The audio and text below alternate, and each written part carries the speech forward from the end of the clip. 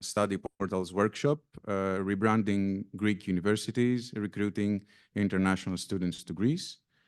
It's a great pleasure to welcome everybody today for this innovative workshop.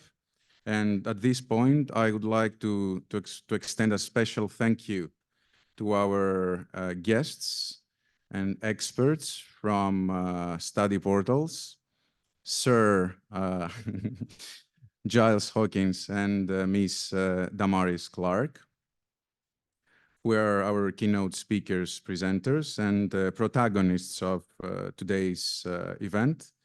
I would also, on behalf of Studying Greece, express my gratitude to the rector of Harakopio University, Professor Maria Nikolaidi, for her support and contribution to our efforts. Rector, thank you for for hosting and boosting us all these years. The theme of today's event, Rebranding Greek Universities, Recruiting International Students, reflects its purpose. Our distinguished guests from Study Portals will share their insights, elucidate our understanding about the higher education landscape, and help us inform our strategies and make data-driven decisions to promote Greek universities efficiently and to recruit international students effectively. And it's not a coincidence that our friends from Netherlands are in Greece, since studying Greece and Greek universities, Greek higher education in general, within the last years have made great steps forward regarding internationalization and international promotion. With more and more international study programs are being launched, more international partnerships are being established, and more international students choose to pursue their studies in our country. So we are all more engaged globally than ever before. And of course, thanks to the plan, the vision, and endeavors of the Ministry of Education, Religious Affairs, and Sports that prioritizes internationalization of Greek higher education. Without further delay, I would like to give the floor to Professor Zoras, the Secretary General from the Ministry of Education, Religious Affairs, and Sports, to address his remarks. Thank you for inviting me. Dear colleagues, dear rector, dear Damaris and dear Giles, thank you for coming. Thank you for being with us. I would like to thank you for the invitation and say that it's an honor and a pleasure to be here today, really. Higher education is, as you previously said, higher education is a top priority of the education agenda of the Greek government. It's okay. Of the Greek government, while fostering higher education extroversion stands as of the main initiatives of the Ministry of Education. As you may already know, one of our highest priorities, as well as a central policy, has been to bring the excellent work to Greek universities to the world, as well as to bring the world into a vibrant Greek academic community. So far, we have been working hard with the aim to attract international students through, among others, the establishment of more English language programs at both undergraduate and graduate level as an emblematic initiative which inaugurates, we believe, an irreversible dynamic of academic extroversion for our universities. To this end, during the past 3 years, legal barriers have been lifted, red tapes have been removed, and new legislative framework and environment has been formed, which is supportive for universities to establish numerous kinds of partnerships while building bridges between Greek and international academic communities. Further, freedom to Greek universities has been granted so as to establish a wider range of collaboration like joint, double, dual degrees, joint research centers, and summer programs, summer schools. Our last legislative initiative enabling the establishment of cooperation of non-state universities as branches of foreign universities in Greece underscores the significance given both to Greek higher education system and to the country's opening up to foreign higher education institutions. Moreover, the overall transformation of Greek universities is supported by specific funding instruments through strong financing from EU's Recovery and Resilience Fund, and the undergoing as well as the forthcoming National Structure Funds Framework Program. So the vision is to make Greece an education hub, attracting high quality students, faculty, and researchers from around the globe. In this slide, I would like to express my gratitude to all of you for your constant effort and my firm belief that blossoming educational synergies will broaden our students' horizon and enhance their skills and knowledge, boost our societies and economies, and finally, provide opportunities for a better future. So thank you very much. Congratulations for everything you are doing. You are doing a great job. Thank you for being with us. Thank you for coming here to assist us. And we are always here to help and to assist your work, and financially and personally. Okay, thank you very much. Thank you, Professor Zoras. I heard the magic word, funding. So, yeah.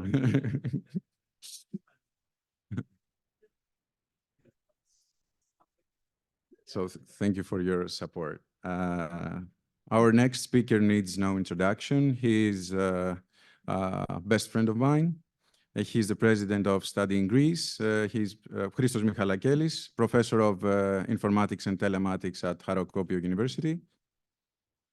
Cher Président,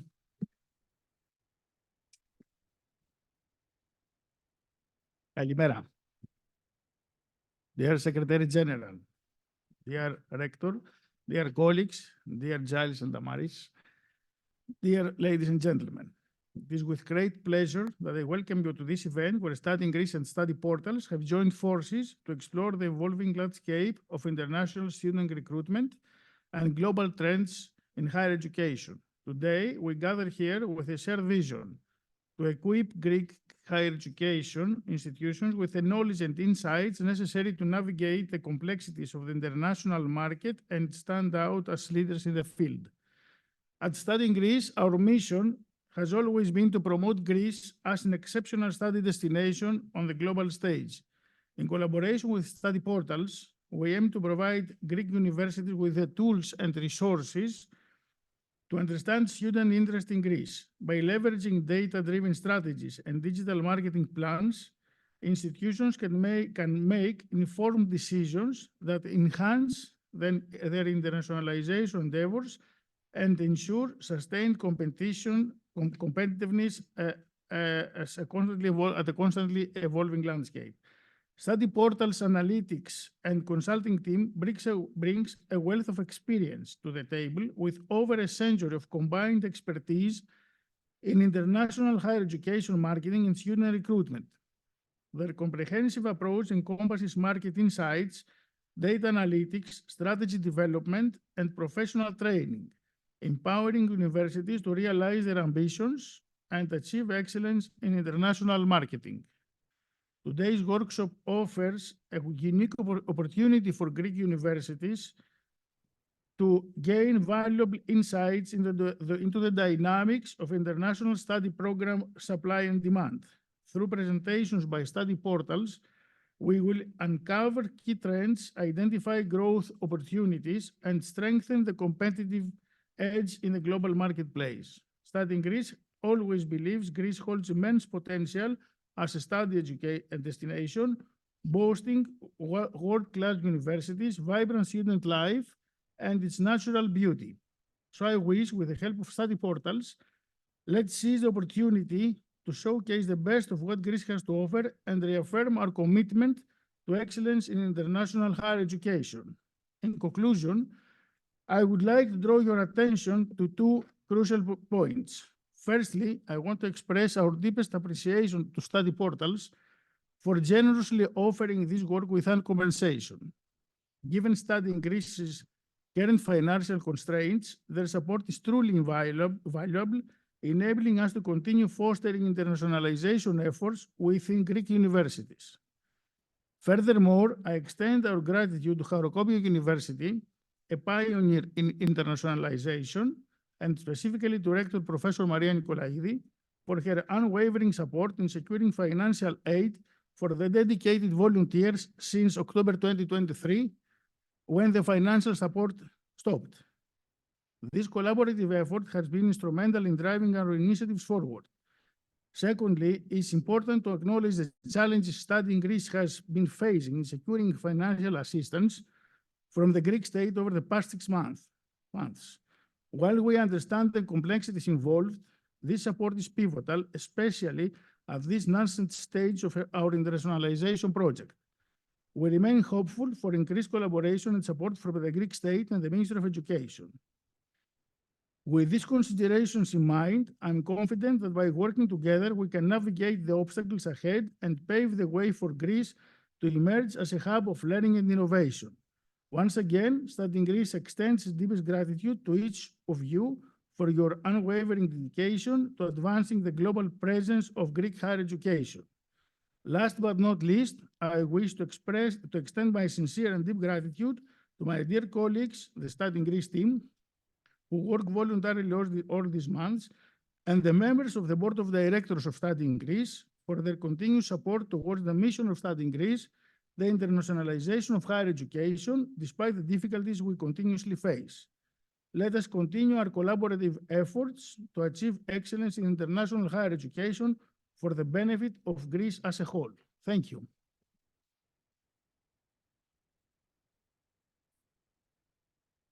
Thank you very much to Professor Michalakelis, our president, and Professor Zoras, our distinguished guest, for these wonderful remarks, and which also provided us a rich foundation as we delve deeper into today's discussion.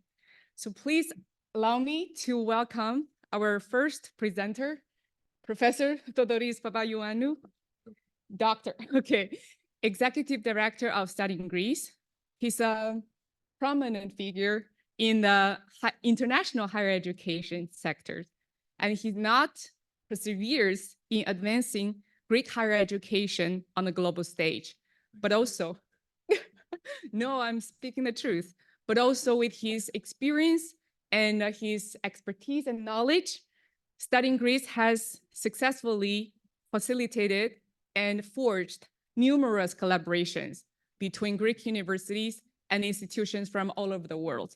And today he's going to share with us Study in Greece series of actions to supporting and boosting the internationalization of Greek university. Please, with honor, welcome. Thank you, Diana. Ms. Jones is the Director of Academic Affairs and International Partnerships at Study in Greece, to present you. So before giving the floor to our experts from Studyportals, I would like to make a brief introduction to summarize the set of actions that Study in Greece and the services that Study in Greece offers to Greek higher education in order to internationalize Greek campus, to put it generally, and to promote Greek university at the global landscape. So, first of all, as you know, Study in Greece started as a portal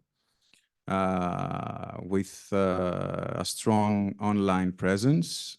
Study in Greece was the first portal to include, list, and promote all programs of Greek universities. It was an initiative of Professor Michalakelis and his students at Harokopio University back in 2014.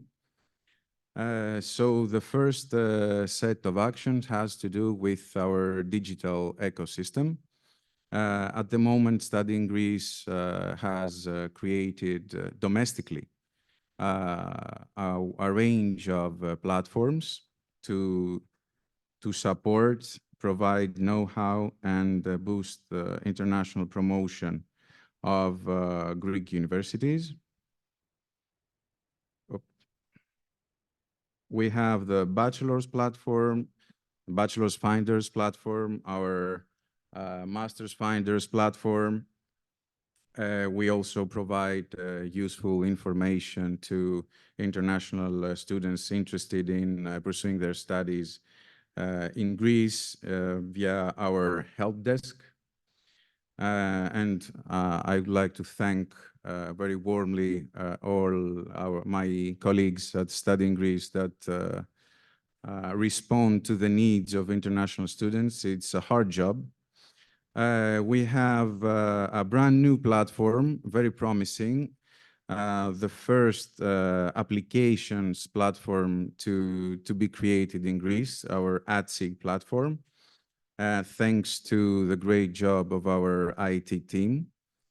We have the scholarships platform that we aspire to enhance and enrich.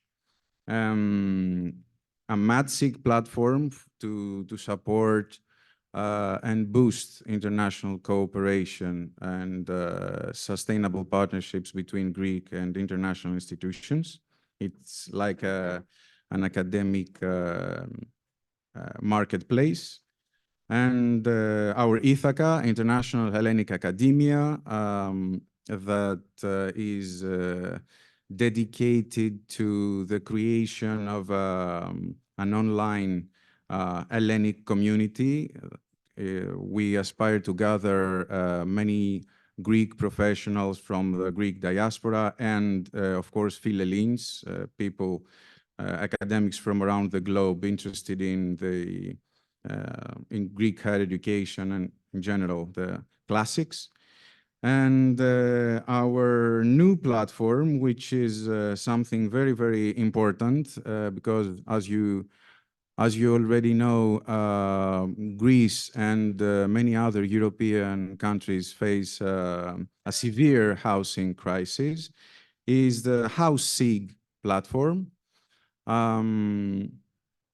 This platform relates to the interest, actually wants to support international students, and not only international students, students in general that want to find accommodation near their universities. So that's how we enable Greek higher education sector to thrive and support itself in a very demanding higher education international landscape. The second pillar of Study in Greece's operation has to do with information, promotion, and influence. Study in Greece within the last 3 years, since its establishment as an organization and with, of course, the support of the Greek state, participated in more than 30 international education fairs and conferences, like NAFSA and EAIE. It's worth mentioning that this year we are preparing the Greek delegation, composed of 9 Greek higher education institutions, representatives of 9 Greek higher education institutions will be participating in NAFSA, which is the biggest and most important event of global higher education. And so we exhibit, we share insights, we gain knowledge and know-how in order to transfer this international experience to Greece and to help the Greek universities to move forward. We connect, of course, we connect and collaborate Greek universities with foreign institutions. Thanks to our strategic partnerships, Study in Greece, along with the Institute of International Education, with the Fulbright Greece and the US Embassy in Athens, organizes runs actually the International Academic Partnership Program Greece, a program dedicated in promoting enhanced collaboration between Greek and US institutions. Dozens of programs and memorandums have been signed, and dozens of programs have been established. Within this framework, Studying Greece collaborates with the British Council in Athens and the UK Embassy to promote partnerships and forge contacts and foster synergies between Greek and UK institutions. More than 20 programs and collaborations have been launched within this context. Studying Greece also works closely with the Chinese Service Center for Scholarly Exchange in order to create ties between Greek and Chinese higher education institutions.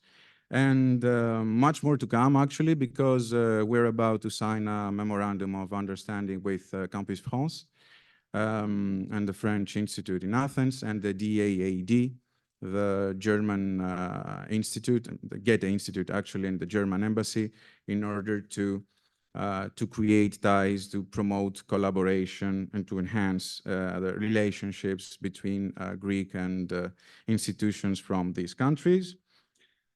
And of course, we want, and I hope that we have achieved it, to inspire and engage. Studying Greece wants to create a culture regarding internationalization and to persuade, to convince Greek higher education institutions and leadership in higher education in Greek higher education institution to engage globally. We provide consulting services to Greek departments and professors from Greek universities who want to create international programs, always aligned with the global trends. And we also we want to create promotional packages of promotion, of international promotion for the international programs. Within the next day of Studying Greece operation, we want to create marketing, promotion, and dissemination packages, which will include the Studying Greece platforms and channels. So everything will be promoted through will be included and promoted through our digital platforms. Given that we collaborate with international experts, these packages will include their support and contribution. So Studyportals has a key role to play here. And of course, we are here to propose, to suggest, and to recommend geo-targeting. So because we know that it's not that easy to promote at a global scale, sometimes we need to focus our strategies and to by taking part in recruitment fairs which take place in some specific countries, target countries. So that's all. I wanted to be brief. And now I'm deeply honored and very happy to give the floor to my friend and exceptional partner from Studyportals, Mr. Giles Hawkins, who is willing to offer his generous contribution and to share his insights regarding internationalization of Greek higher education and the perspectives for Greek universities in this rapidly changing global landscape. So Giles, the floor is yours.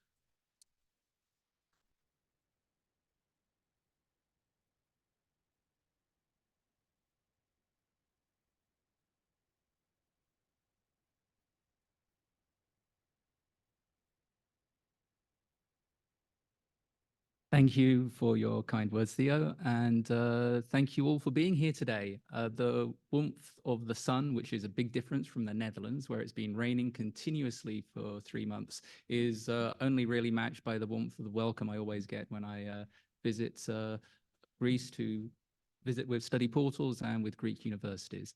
And I'd like also to say hello to existing partners and hopefully potential partners of us, and thank you for joining. And it's also wonderful that the Secretary General was able to join us today as well.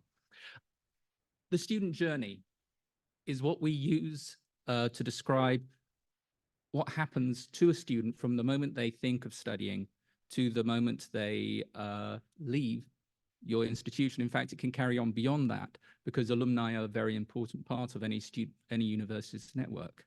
But because I'm in Greece, I thought that it's far more appropriate that we call it the Student Odyssey today, because it fits in with, obviously, the Odyssey by Homer.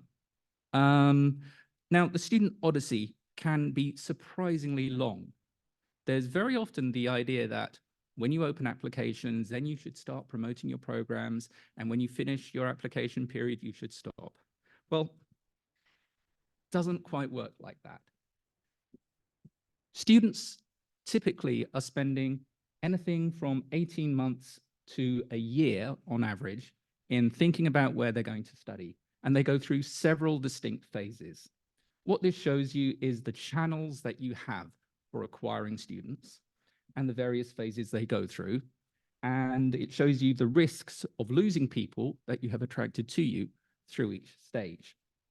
You'll be getting this in your email if you give me your email address or give me your business card. The discovery phase, the shortlist phase, the apply phase, commit, and start. Goes beyond, you've got to keep students happy whilst they're actually studying, but we're talking about getting them into your university, getting their bums on the seat in the first day of term. Now, the discover phase is, as I was saying, up to a year long and even longer in some cases. And it's very, very important to realize that over 50% of applicants start searching in this period. If you leave it until the start of applications, you are only going to get 15% of the students, because the rest, for that intake, because the rest have already made their decisions. They've already come to a conclusion. They've shortlisted, they've thought about their choices, they've made the arrangements. And this is especially pertinent when it comes to talking about international students. So, on average, as I was saying, students start looking for potential study options in Q2 the year before they start studying. Year-round promotions is absolutely vital in order to build a pipeline of potential students. Undergraduates typically are going to be looking at their options even as early as the beginning of their last year in high school. Postgraduates, likewise, will begin looking as early as the beginning of their last year of their undergraduate program. Those who are coming from a career, who are stopping studying to study full-time, obviously they have a shorter decision period. And if they're going to be studying and working, if you're offering blended programs that allow them to do that, then again, the decision period can be shorter. But it's very, very long for almost all students. Excuse me. Now, when we're talking about international students, we have to realize about their mobility. Students within the EU and international students, very often, if they're deciding to move to another country to study, they haven't actually decided where. They might know the region. A European student might want to study in North America, but it could be Canada, it could be the United States. Students in Europe might want to study in another European country, but they might be thinking of France or Spain or Italy, one of the more traditional study destinations. So by taking part in this long-term consistent promotions, when these students who haven't thought of Greece because they're silly, when they start looking, you're going to be able to influence their decision. You're going to be able to put your institution, your programs on the map, studying Greece as an organization, putting Greece as a country on the map and enabling them to consider Greece as a choice. Because of all of the USPs, the unique selling propositions that your programs and your university, and indeed the entire country has. Your university's academic reputation, the equivalency of the degrees you have, the internationally recognized status of your programs, the cost of living in Greece, far, far lower than almost any other comparable European country. Tuition costs, extremely competitive. The quality of life, just look out the window. It's wonderful here compared to, I mean, if I was studying in had a choice between the Netherlands or Greece, I know where I'd be choosing. And also the setting. And by the setting, I mean sell to your strengths. Very recently, the University of Athens archaeology program started promoting their archaeology program on Studyportals. And of course, what a wonderful thing to study archaeology in a historic city at an internationally recognized university, as distinct from maybe in Eindhoven, where, okay, there's some archaeology, but again, sell your strengths. Let people know what you're good at and why you are a better option. And this is all through the discovery phase, promoting your programs and making it clear why you are a better choice. As I have already said, very small percentage, 15% of students start looking at the last minute. By that point, by the time applications open, if you've been promoting your programs, you have an opportunity to be on the shortlist that students have. It might be written down, it might be in their heads, but when applications open, students normally have 3 to 4 programs. If they're international students, they have 3 to 4 programs in their head that they're going to apply to. Once applications open, 75% of applications go to universities on that shortlist. If you haven't been promoting consistently throughout that period and you're not in that shortlist, you are potentially losing an awful lot of potential students. So once again, year-round promotions. Now, one thing that Studyportals and other methods of promoting universities can do is obviously provide you with a lot of students coming to your website and reading about your programs. But let me ask you a question. What's better than having a lot of potential students visit your website? Any ideas? Applying, or if they apply early on, that's wonderful. But if they apply, obviously you have their information. And, sorry? Coming to the campus is also good, but that's not possible for many international students. So, but locally, definitely they visit you at the campus. What I'm thinking of is people requesting more information, leaving you their details so you can reply to their questions, you can send them more information, and you can start nurturing them. Now, and this is important because visitors to your website are wonderful. You can use tools like Google Analytics to see what people are doing in your website and how it's performing. If you're working with Studyportals or another provider of traffic, we have tools that can show you who's visiting your website, what countries they're coming from, and how it's performing. But the problem is, you don't know who they are, which is why the leads are important. Leads are the beginning of a relationship to build with your potential students. Because if you're not doing this, the risk is that other students will. They allow you to measure your return on investment because you know who has visited your website and filled in a form, and you can compare that with the students who later on enroll. And it allows you to nurture those students because it's like if you meet someone wonderful at a party, you can't stop thinking about them. If you never reach out to them, if you never talk to them again, you're not going to build a relationship with that person. If you've got their number, if you call them up, you send them a funny cat video, then you're building a relationship. Not that I suggest you send students funny cat videos, although you could try it. So we've established that leads are important in terms of building a relationship with students and measuring your return on investment. There's an old saying, I've got here the citation as literally everyone who has ever lived, that first impressions count. And this is something that I really emphasize with a lot of universities in Greece and other countries. You really have to have a website that's going to deliver the right impression. Many university websites are institutional. By that, I mean, they're not really designed as marketing websites. They're designed to provide all the information about a university, the alumni, events, the open days, perhaps, which for international students are often impossible to attend, the sports teams, all kinds of things that aren't really important to a student when they're going through the application process. Damaris, can I have some water, please? Because I'm drying up here. Thank you. What that means, all that excess information means, is that the navigation of the website, finding out where to inquire, where to get answers to questions from, can be very difficult, and people have short attention spans. If they can't find out how to ask a question, very often they won't ask it. They'll remember you maybe for a few days, and then you'll go from their mind. The lead generation rate, the conversion of visitors to an institutional university website to leads, is about 3 to 4%. It's very low. And also there's the fact that often universities might not have the teams in place to have an English language lead optimized version of the program pages. And as the example here, which I've very carefully removed the name of the university goes, thank you very much.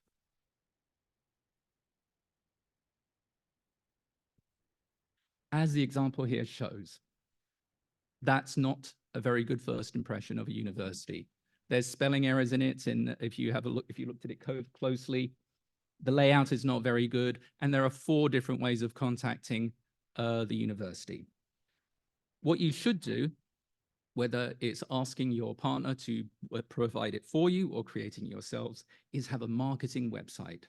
High quality, optimized in the English language. We see here one we've created recently for the University of Athens medical program.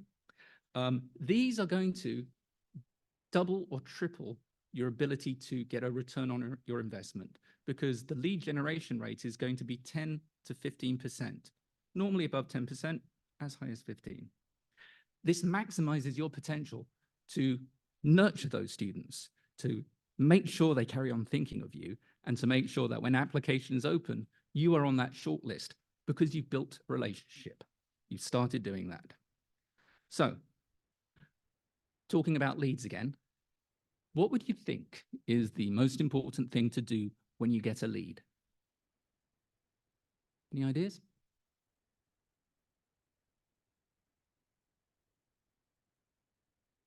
Exactly. With leads again, first impressions accounts. So they should be, and something's happened with the display there, but it's fine. Leads should be responded to as soon as possible. If it's left, that's the impression that you're giving. Show that you care. Now, responses can either be done automatically if your university has a CRM system, or they can be done centrally. And there's a reason why they should be done centrally, because the risk, if they are spread out through the university, perhaps to academic people in different programs, is that a busy academic is not necessarily going to have the time to prioritize responding to a lead. If you centralize the response to leads and ensure that they are responded to quickly, then you're going to maximize your return, maximize your ability to create the right impression. Centralization allows you to have consistency and quality. Now, when you're responding to students, you don't have to reinvent the wheel every time that you send an email. You can have different templates for different programs. You can have frequently asked questions that have a standardized template. This reduces the workload, and importantly, the emails that are sent out are going to be double and triple checked. They're not written while someone's busy trying to get to a lecture. They're going to look more professional. They're going to have no spelling errors. They're going to have the right attachments. And the amount of time to actually deploy these initial responses is going to be far lower than if you have a more ad hoc basis of dealing with them. Doing this gives you the chance to get on a shortlist. But getting on a shortlist and staying on a shortlist are 2 different things, really. Can anyone tell me what this is?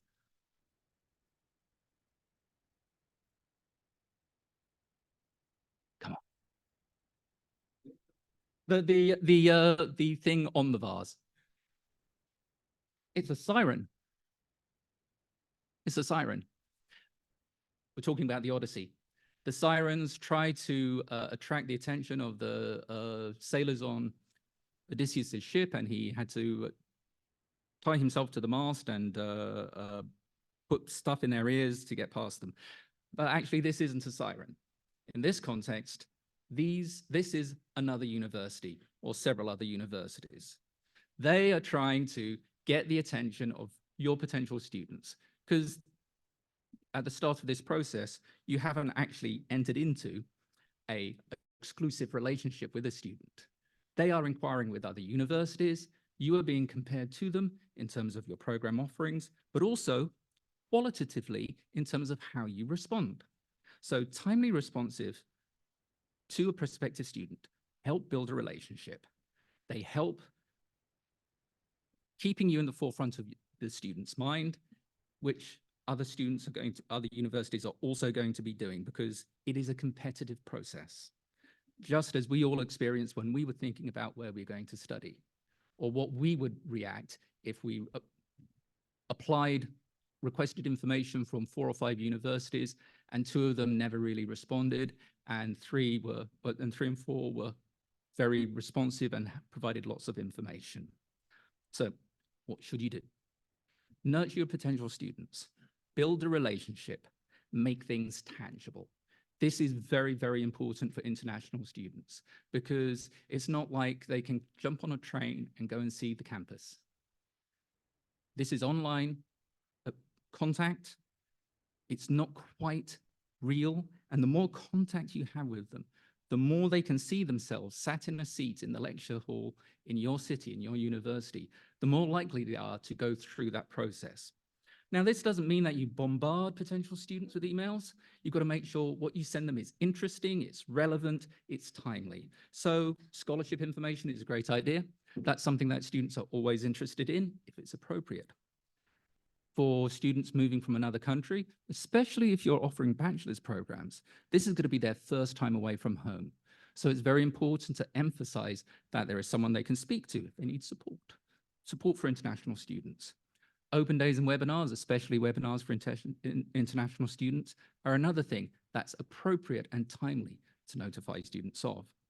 You can also let them know what your students say, because recommendation, hearing how other people have felt about the program that you've offered, what their experience of studying was, can really help them reinforce their decision to go with you, make them realize that, yeah, this person says all the things that I want to say in 3 years' time, 4 years' time. And obviously, reminders when applications open and in advance of the cutoff date for applications, very important. But there's lots of other things you can do. For example, moving to a different country, lots of things you have to do in advance. So an email on 10 things to do before you start studying at your university. And to make it tangible, to make them think about themselves in your city, in your university, 10 things to do whilst you're studying. Because Greece, again, the setting, you have a wonderful country, it is rich with history. People aren't coming here just because it's a university in a city. They are coming to you because it is in Greece. And this is a strength, it's nothing to be ashamed of. And that's another point. This is a monster, I forget which one. It's another one from the Odyssey. I forget which one this is called. Cilia, I think. I haven't written it down. For your students, international study is a big step. Moving to a different country, especially if they're bachelor's students. It's the first time away from home, possibly. And it's not at a university, an hour on a plane or 2 hours on a train away from home. They're actually in a different country. They might not see their parents again for an entire year. So in this nurturing process, you've got to fight those monsters. You've got to make them feel, and also probably help their parents feel, that you're going to be a good place to study because you actually care about their academic welfare, and actually they're going to be there for the student if there's any issues. Not that you have to be their parent, but assure them that this is not some scary fight against a monster, but something that is going to be a good and safe decision for their future. So this is an overview. The good question is, where can you actually start? And I'm not going to go into the next slides in massive detail. I'm just going to give you a run through. But This gives you an idea, and if you use this slide, which, like I say, I'm going to make available to you, you can use it as a template for mapping out how to nurture students through the student journey. So you need to create a journey map. What the journey map is going to do is it's going to enable you to understand student goals, understand points where you will contact students, understand the potential issues where you will have students falling away out of your pipeline because they don't know how to apply for a visa or they don't understand the requirements you have for English language. It gives you an overview so you can predict the problems and deal with them before they occur. And this will enable you to see what happens through the different phases we've already discussed: the discovery phase, the shortlist phase, application, commit, prepare, and study. And you basically, for each phase of this, you will try to put yourself in the student's shoes. Try to figure out what they want to know, what they need to do to give you the opportunity to take a step closer to them actually applying with your university. You can figure out how you're going to do this, the actual touch points. And if you do identify issues, you're going to be able to actually put some research into them and understand how to deal with them. And then what you can do is you can put it into a framework. That framework enables you to see through each phase what your goal is, what the student's goal is, how you will touch them. That sounds inappropriate. The touch points in the communications, the content of those communication, any tools, and the timeline for that. And for each phase of the process, you will go through this. And these slides, again, this is not something I expect you to, I'm not asking questions about how to do this at the end of this presentation. You're going to have these slides, you're going to be able to see how to use them and how to implement them, how to create these touch points, how to create this student journey map for your university. There's examples and there's basic grids of how you can go about it. Now, through this process, there's a couple of very important points. Always think of the student's viewpoint. We're professionals. We're very good at what we do. Some of that's in academic areas, some of that's in marketing or enrollment. That means there's a tendency to assume knowledge that other people might not have. That means there's a tendency maybe to use jargon that we assume people will use. I have to be very careful of that when I'm making presentations to universities, because I might be talking to a brilliant academic who doesn't know that much about marketing. So I have to make sure I'm not using jargon that's going to obscure what I'm trying to say. We need to really understand the student's viewpoint so that we can talk to them, build a relationship with them, a relationship that's going to last through that discovery phase, through application, and end up with hopefully them becoming an alumni of your university. This is all very daunting. It's an awful lot of information. And for many universities in Greece, you're on the ground floor and the doors of the lift are opening, and it's quite intimidating about what to do. So I have another quotation here, and I can actually say who it's from. It's a quotation from Voltaire. Don't let perfection be the enemy of the good. A university can be afraid to start because it's this Gordian knot, another reference, of complexity. You can actually learn by doing. You don't have to have a perfect model from day one. You can start off small, you can build, you can learn from experience, you can make incremental improvements, because you don't learn how to run a marathon by thinking about it. You learn how to run a marathon by getting out and going for a run. Likewise, with internationalization, you need to start. You need to start the process, and that's where Study in Greece and Studyportals are here to help you.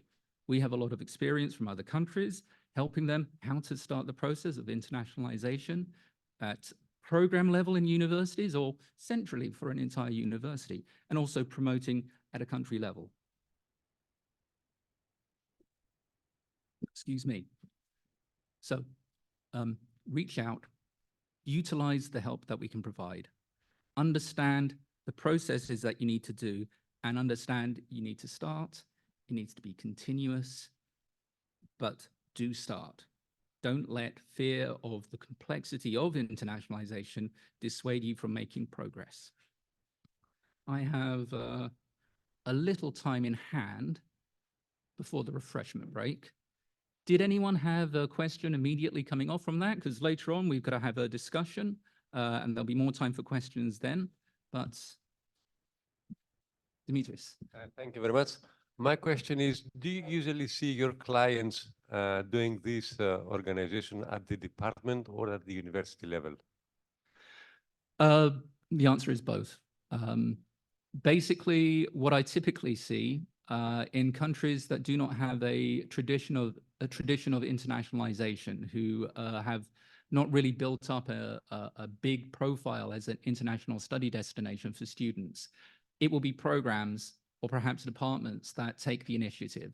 There is this Gordian knot, this fear of the unknown that sometimes means that institutionally there is more inertia to making changes, making decisions. And someone at a program level or a departmental level is more able, because there's less moving pieces, to say, I'm going to do this, I have the budget for this. It's going to be better done centrally. If you have an entire university being promoted, they're going to get a better deal. They're going to get a better effect than a single program doing it by themselves. But it really varies. And there's normally an evolutionary path, because it will start off for one program and then spread to a department and then a few departments. And then at a certain point, someone says, we're going to be getting a better deal if we do this centrally. And it becomes a central plan. Thank you. Any other questions?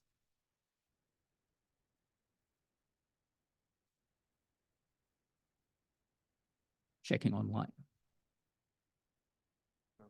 Okay, cool. Okay, so we will probably...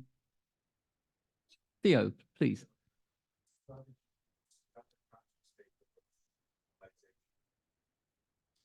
For the people online. Yeah, what strategies do you see, according to your experience, other countries that we can compare to Greece take towards internationalization? And if these strategies are both at a national level and institutional level, if there's a relationship? I see. For example, Czechia. Well, Czechia is a good example. Yeah. Basically, as regards country level promotions, there are some well-established names. When Christos was talking earlier on, I think, or it was Theo mentioning Campus France. Campus France, they've been playing this game for a very long time. They have an awful lot of experience, and they have a very wide global presence. They've got offices in South Africa, for example.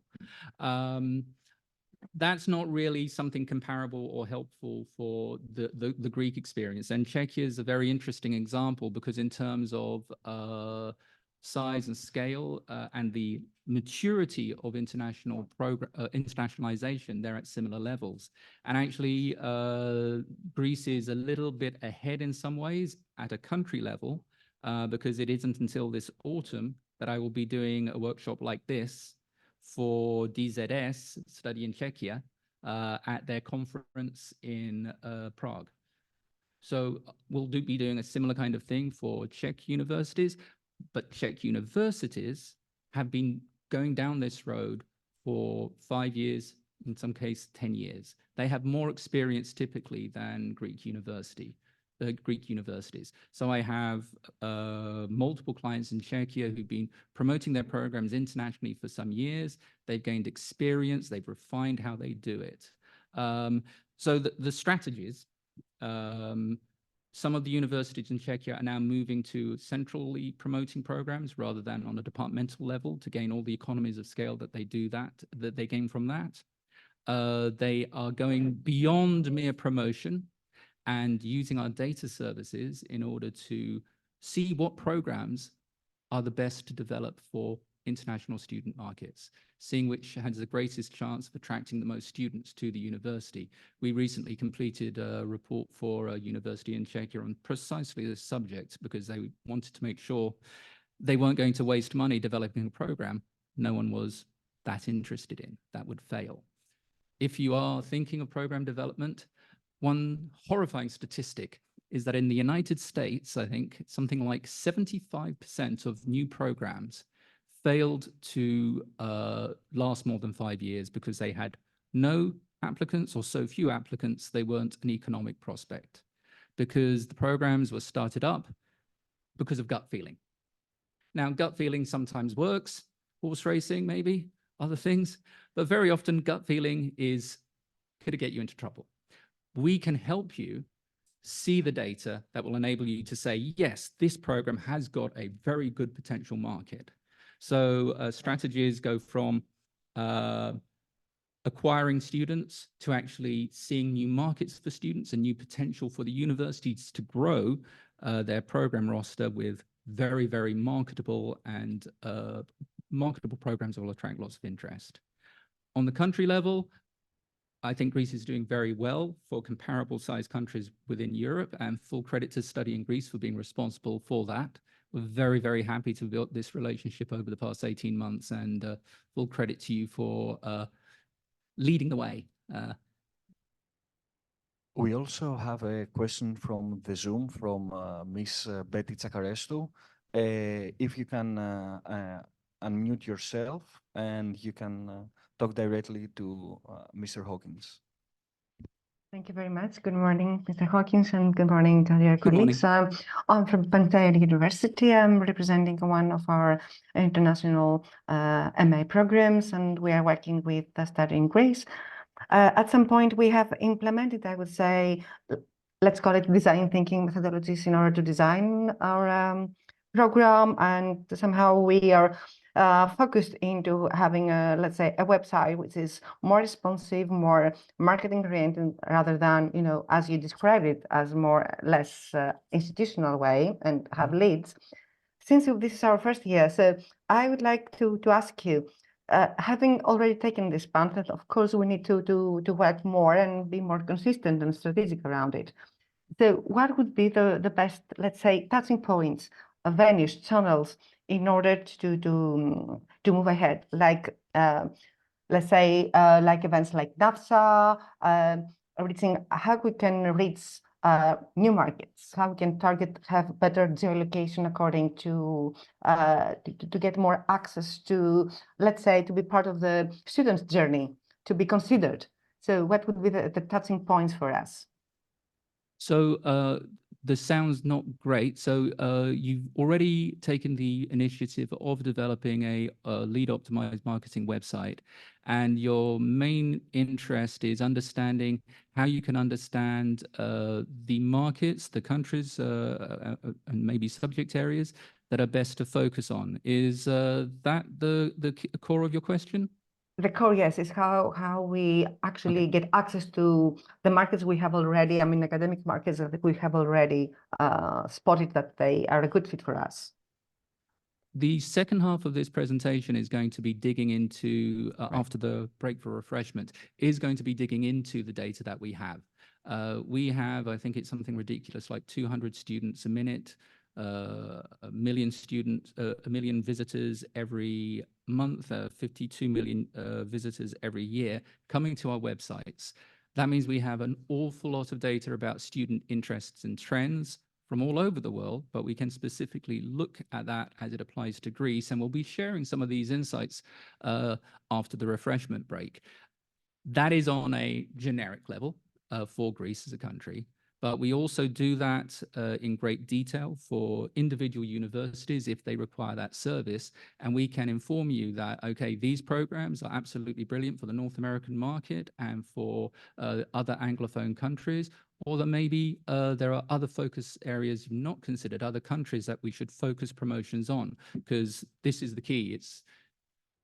As Theo mentioned in his presentation, geo-focusing means that you are using a rifle to shoot at the people you want to attract, and again, that's not really a good metaphor, but you're being accurate in your targeting as distinct from throwing out, like someone throwing seed onto the ground to attract anyone without any idea whether they're going to be interested. So I think you're going to find the second half of the presentation as we dig into the data very interesting, and we can do much more than that on a university level. Thank you very much. Thank you for the question. Anyone else? Because I think if, oh, Christos, and then we'll take the question at the back. Well, thank you, Giles, for another informative presentation as the private speeches we have. My question is, now since Greece and the Greek universities are at the beginning of the internationalization process, journey, the Odyssey. Yeah. Which you think were your suggestions about the role of studying Greece? What should we do? I mean, what should based on the status of the Greek university, the peculiarities maybe of Greece and the Greek universities, and your large experience, what would you think, would you suggest to be the role of studying Greece into bringing Greece on the international map? Thank you. I think hearing that there's going to actually be a presence, a delegation of Greek universities at NAFSA is very, very encouraging, because I suppose that is one of the most striking differences between Greece and other major European countries, because Czechia, Portugal, Spain, Italy, some of those are bigger countries, but Czechia is very comparable in size. They have had for years delegations of universities going to conferences like NAFSA, like EAIE, the country agency and the universities. They share a stand to maximize the efficiency and minimize the costs, rather than having individual stands for every university. So it's great that is happening, and I would anticipate the successes this will yield, because that's why it's done by other countries, it works. The successes this yield will encourage more universities to partake in that in coming years. So that's one thing, definitely. I think that the report that you're going to be sharing with Greek universities that we prepared for you about student interest is also going to be very insightful and incredibly useful, and is a good example of Study in Greece leading the way, because this is something other countries are. Either they've already been invested in the market for a long time and they feel very confident, they know it, perhaps, or they haven't got to the point of making that decision yet. But the coordinating process that you are providing, the encouragement you are providing, and the fact that universities can turn to you and say, we want international students, what we should do, is outstanding. And that is what you need to carry on doing. For new activities, I think continuing the same. One of the things we can do is we don't just have the ability to promote a university on Studyportals. We can promote a country. We can promote people thinking about Greece as a study destination. And that's what we worked with Campus France in doing that as well. It's very useful, this long study journey that I've been talking about, where people are thinking of where to go. Regretfully, for historical reasons, Greece is not a traditional study destination. It's not a traditional European study destination. It should be. You have got fantastic opportunities for students here that other countries find it hard to match. Promoting a country through study choice platforms like Studyportals, using social media, will mean people don't just think France, Italy, Netherlands, UK, if they're thinking about studying in Europe. It will mean they think about Greece. And it's great for universities to do that, but a country agency can also take part in that and benefit all of the universities within the country by doing so. And you've already sort of dipped your water into the toe of doing that with a previous campaign, and we're hoping it's going to continue. We had a question at the back there. Hello. Yes, thank you for your presentation. Actually, my question can be connected to the previous one. I'm very much in favor of centralized approach nationally through studying Greece within our universities, because I'm a member of the International Affairs Department. But sometimes we need different approaches according to our different faculties because they offer different things. So what would you suggest? That we have two different approaches, a central one because we need to promote the student services which are central, and we need to promote the new mentality of people coming to Greece or to our university. Also, we also have in parallel different approaches for the different faculties or the different regions of the students that are coming to contact us. I mean, we can have three different approaches: the central one, the one promoting our different faculties, and then one like a tone of voice for different regions around the world. Thank you. That's a great question. The good news is that a university working with us at a central level does not lose any of the ability to fine-tune the way that individual programs are promoted. That remains, whether you're promoting one program and you're specifically promoting it to 5 countries because you know those are great markets, and then you add another program and it's a completely different market, or you have 20 programs and the mix of countries that you want to focus on is different for each program. We can do that, and we can advise you to a certain extent in the setup phases, or provide you with reporting to give you very detailed insight into what would work for you at university. So, and that would be on a country level, on a programmatic level. So we can do that. Centralization does not lose the ability of a program to have a totally tailored promotional approach. I think it's a good time if we take a break, because then we're going to be on time to start the next section. Thank you very much for your questions, and be looking forward to hearing more of them later on. Thank you.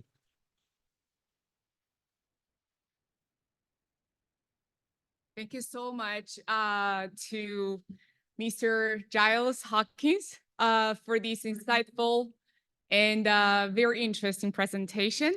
And I would like to mention, given today's event is virtual, so we would like to send our greetings for our online attendees.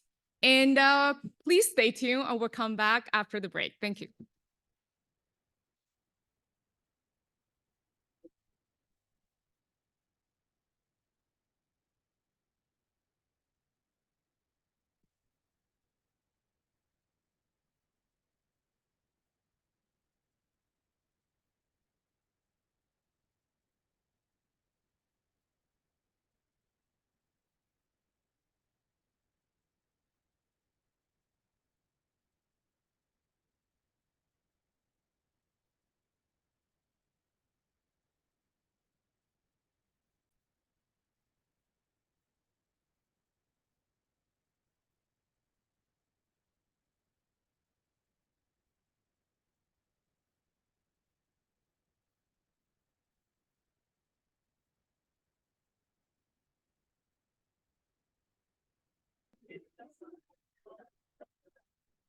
Hello, everyone. I think we're about to start our second session.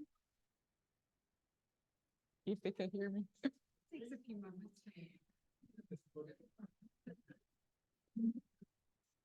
And please, if we could we move a little bit forward for the whole picture catching, and then yes, can we move a little bit forward?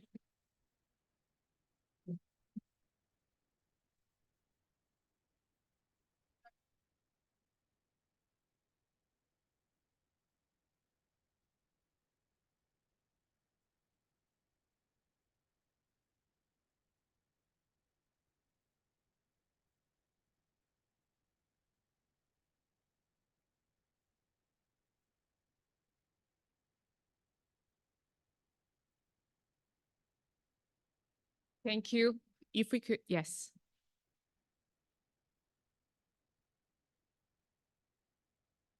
All right. George is better now? Yeah, okay. Yes. Thank you very much, everyone, and welcome back. And also greeting our online attendees. And please allow me to introduce our second part, the speaker, Damaris Clark. as a very experienced consultant, she has been, working within the EMEA region, and she has undertaken various roles, from admission to marketing to student recruitment. And having studied in many countries, she does not only have the very first-hand experience as international students, but also she has wealth of knowledge, about his major, focusing on continuous improvement in student engagement. So today she's going to talk about recruiting international students marketing workshop. Please welcome. Thank you so much. What an introduction. The reason I asked you all to move forward, I'm a bit smaller than the other speakers, I think. The reason I ask you to, or invite you to move forward, is so that you'll better be able to see the data that I'm going to present through the PowerPoint today. Yeah, it's a great pleasure to be here in Athens. Thank you so much for hosting us. Yeah, my focus will mainly be on the marketing insights that we can draw from the data that we collect across our portals. So I'm going to start with a very brief introduction of Studyportals, for those of you who aren't already familiar with it, with a particular focus really on our data.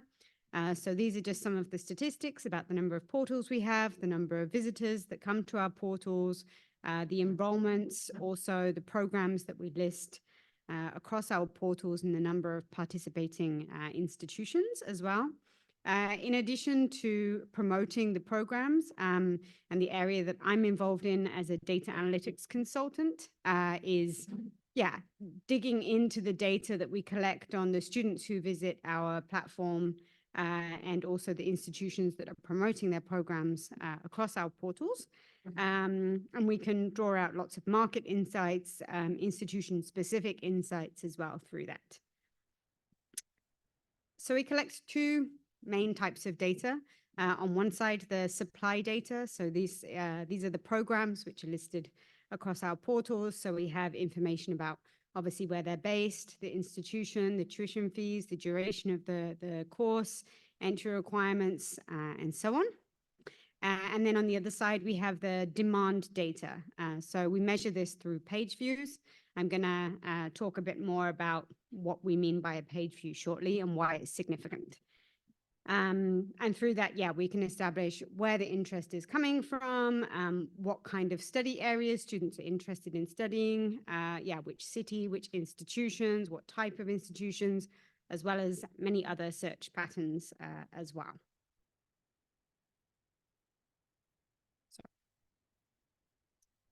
So I work for the analytics and consulting team at Studyportals, and we provide lots of different services to our partners and institutions. So we can have a look at student interest trends, which we're going to look at today to help track in real time what's happening in terms of student interest. We can look at competition, so where students are looking, which programs they're looking at when they're looking at a specific program on our portals, and how that offering compares. We can dive deeper into some of the focus countries, which we're also going to do a bit of today, by looking at population data, economic data, and also more general study abroad data. And we can also help to look at launching new programs, as Giles mentioned, by looking at specific keywords in program titles, and where students are looking to study as well. So just to give a very quick overview of the student search journey on our portals and what that looks like and how we collect the data. So it starts with a student either normally searching by study area or discipline, or the location, country that they want to study in. They can enter other search criteria as well, but these tend to be the main two broad categories within which they start looking. Once they've entered all of their criteria, it creates a list of search results or impression, as we call it, where they can get a general overview of the programs which match their search criteria. So the university, the program title, how long it is, the tuition fee is very important, another kind of high-level information about the different programs. If they're interested in learning more about that, that's when they can click on an institution's program page on our portals. This is when it enters our data set as a page view. I'm going to talk about page views quite a lot because they're our indicator for student interest or student demand. And the reason that this is significant is we have millions of page views every single year. And if it were just one page view, then maybe it wouldn't be a very strong indicator. But when we mesh that all together with all of the other information that we collect about the search patterns, it creates a strong benchmark for student interest. Another reason being that once a student clicks on a institution's program page on our portal, they've already reviewed at a high level quite a lot of information. So it's not like they just click on these program pages by accident. So that's where we get our page views from. And then following that, if the university is partnered with us, then they can click through to the institution's page to make an application or inquire further. So yeah, that's how we collect our page views and a bit about the student journey on our portals. So let's have a quick overview of Greece as a study destination. So across our portals, we have 324 programs listed. I think maybe Giles mentioned, and if he didn't, then we only promote programs at the moment which are taught in English. So naturally, you know, native English-speaking countries like the US and the UK have a much higher proportion of programs listed on our portals. These 324 programs at different levels of study, they have received over 95,000 page views in the last 12 months. That's just less than 300 page views per program. So a relatively small proportion of the programs globally are from Greece, but the good news is that the demand for those programs is higher than the existing supply. So there's a great opportunity to develop and expand further. You can also see that there was a peak in interest in January. And I think something that I'm going to talk about quite consistently throughout this is looking at, okay, what is specific to Greece as a study destination and what is representative of a more global trend. And in this case, it's representative of a more global trend that we see. You can see hopefully in the disciplines, you've got some orange bars there and some blue bars there. And this, so the thin line that you see, this represents the supply of programs, and the thick bar, this shows the demand towards that study area. So you can see in business and management, there's almost an oversupply of programs and not quite enough demand to reach that. However, you can see in disciplines like computer science and IT, there's a much larger demand than there is supply. And also the same goes for hospitality, leisure and sports, where there's opportunity to develop further. We're going to dig a bit deeper into this. You can also see where the students are coming from. So I don't know if this is surprising or not, considering that these programs are taught in English, but actually the largest volume of interest comes from domestic students. We measure a student's location based on their IP address. So these could also be international students who are already in Greece looking for programs, or they could be domestic students who are looking to have an international experience at home. So now I want to break it down by study level. So we're going to focus mainly on on-campus programs as opposed to online programs or blended. And we're going to focus mainly at bachelor and master level, although we do also list PhD programs, short courses, preparation courses as well.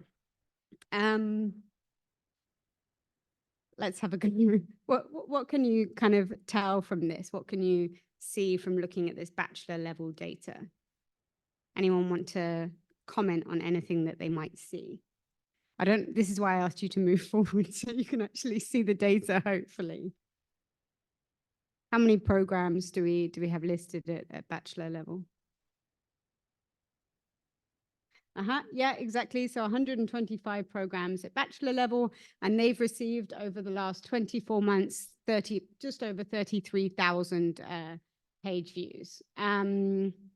Yeah, you can see that the top origin countries, like I said, is the domestic population, followed by, South Asia has a strong representation, as well as the US as well.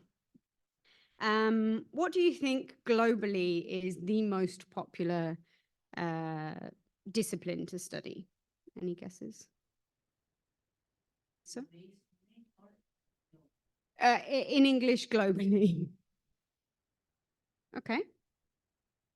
Yeah, IT. Any other guesses?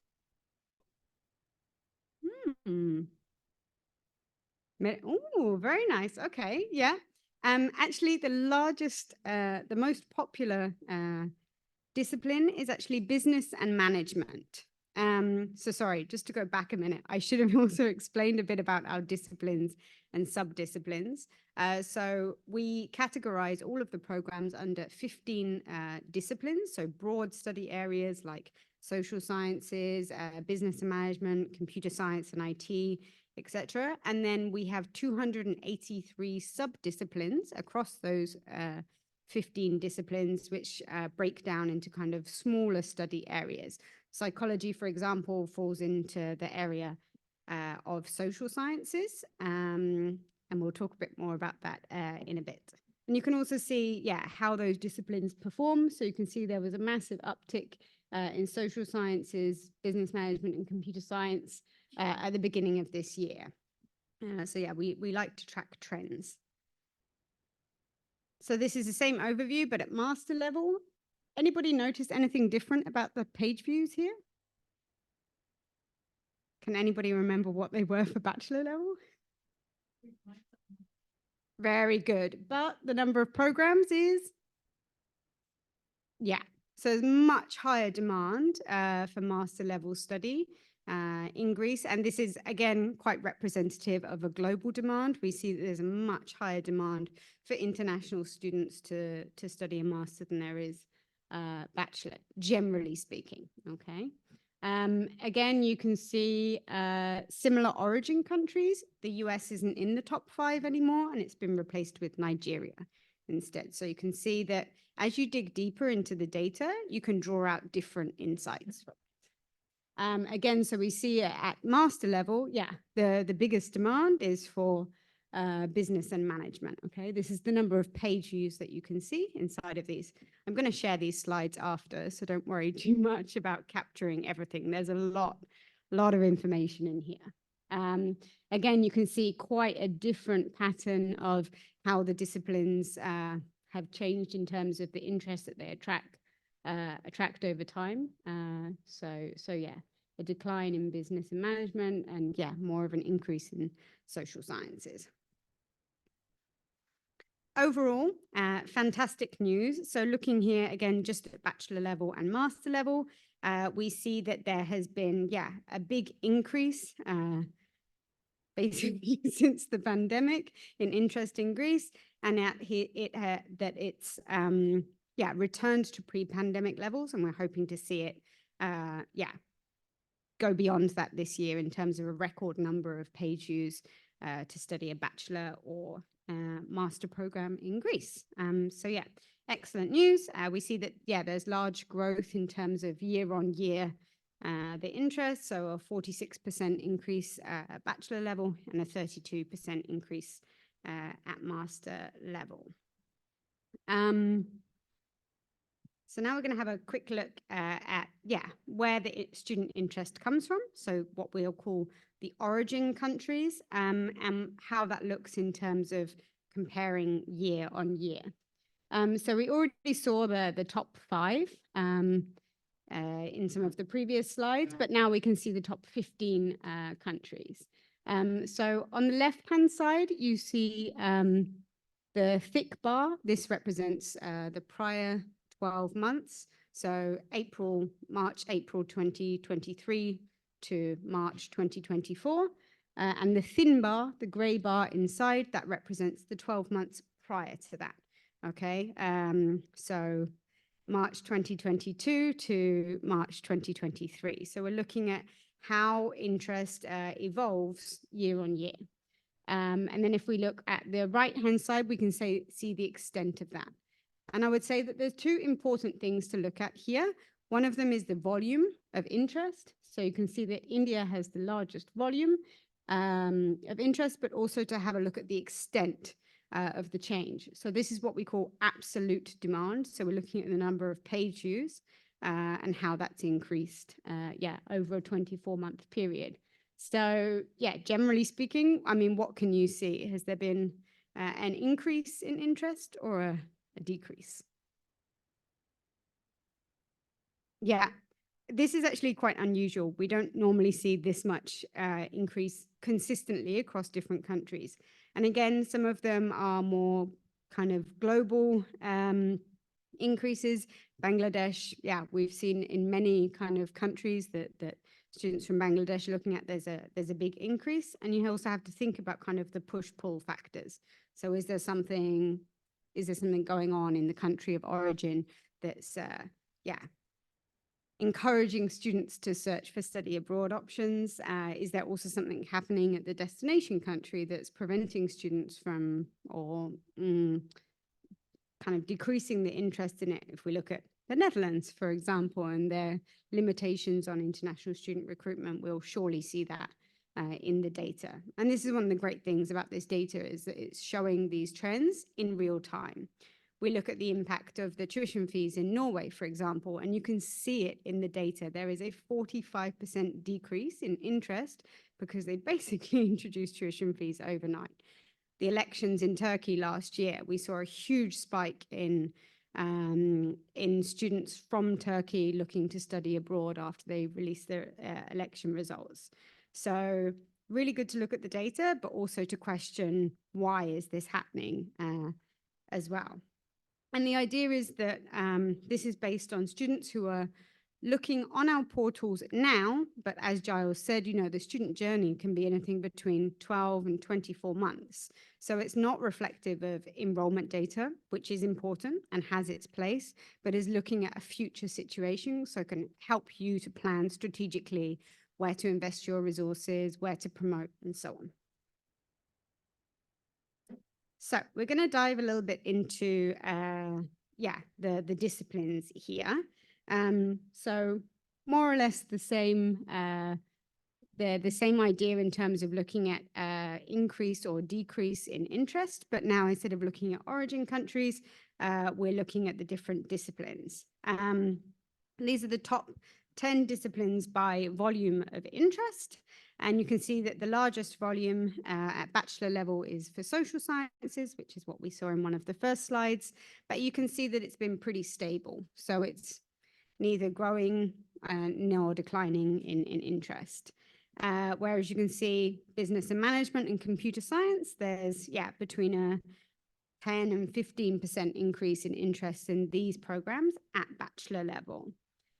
You can see there's some other ones which have slightly smaller volumes of interest, like engineering and technology, which is, I would say, quite abnormal compared to the global average, and medicine and health, but they're seeing a much higher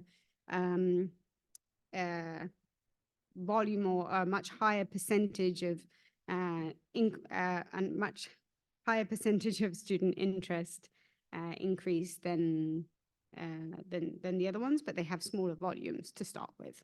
The same can be said for art and design and architecture, humanities, smaller volumes, but also they're declining as well. So you also need to think about, what does this mean in terms of where we launch new programs, where we promote them, looking at the origin country along with the discipline, and we're going to look at that shortly. Also looking within those disciplines to see what trends we see. So for example, if I choose computer science and IT, we see some pretty drastic trends here. So you can see that the bulk of the interest is for computer sciences within this discipline, with a slight increase, but it's really, yeah, kind of overtaking the interest then from many other sub-disciplines, where you can see that across the board there's been, yeah, relative decline in these. But then you look at cybersecurity, and there's been an almost 2,000% increase. What do you read from that? Because that looks pretty drastic.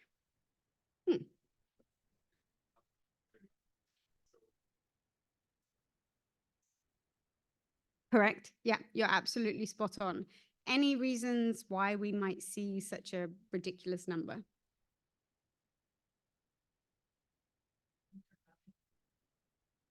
Yeah, could be.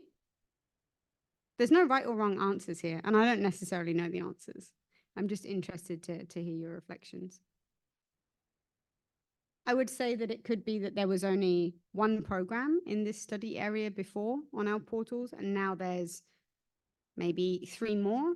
Maybe they're doing some very active promotion, and you can really see how it has a pretty big impact quite quickly in terms of the interest it attracts. Could be that they're offering large scholarships, could be they've only just started boosting or the promotion across our portals. Could be that it's coming all from one country, could be an error in the data. I don't think it's the latter. We do obviously ratify our data and check that it's all, yeah, that it's not kind of, there's no glitches in it. But yeah, it's again, really good to ask why are we seeing those trends? At master level, see quite different patterns in terms of the volume of interest among different disciplines. Can see there's a lot more decline overall in interest, except for in social sciences, slight increase, and medicine and health, which is the only one that's really seeing such a high volume of interest. Yeah, as I mentioned before, really important to take into consideration both the volume of interest and the extent of the growth. So if we look further into social sciences, what do you notice here? I mean, it's written on the screen. So, so psychology plays a pretty major part in terms of, yeah, absorbing the majority of the interest there. And you can see that it's in the area of psychology that there's the most growth. Again, you've got childhood studies and developmental psychology. You can see that there's exactly the same percentage of increase for both of those, which would make me believe that this is one program which is categorized under both these sub-disciplines within social sciences. Yeah, that's bringing it up so much.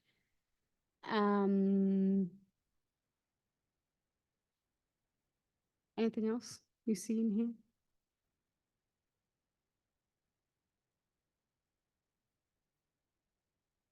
Big increase in British studies as well. Again, when there's such a big increase like this, I think that, yeah, it's probably due to adding new programs on the portals, increased promotion, because it started from a relatively low volume. Yeah, there's something additional going on there as well, that it would be worth investigating further. So Giles talked a bit about leaning into your strengths and what you're good at. This is an extract from one of our dashboards called the Focus Country Selector. And the idea of this tool is to look at above average levels of interest at origin level and also at discipline level, with the idea of gaining a better understanding into not just which markets might be the right ones to promote your programs in, but also how to promote. So are they mainly interested in studying in Greece, but not really interested in studying this a specific discipline, they're not convinced on it yet, well, you need to focus more on discipline marketing. Other way around, maybe they have a high interest in studying a specific discipline, but they haven't considered Greece as a study destination yet. So just to give you an idea of what we're looking at, you can see there's some green blobs. These are our great match countries. These are origin countries where we see there's both an above average interest in the discipline and an above average interest in studying in Greece. So in this case, they're really interested in computer sciences and IT, and they're really interested in studying in Greece. So these ones are probably likely ones to be on your radar already.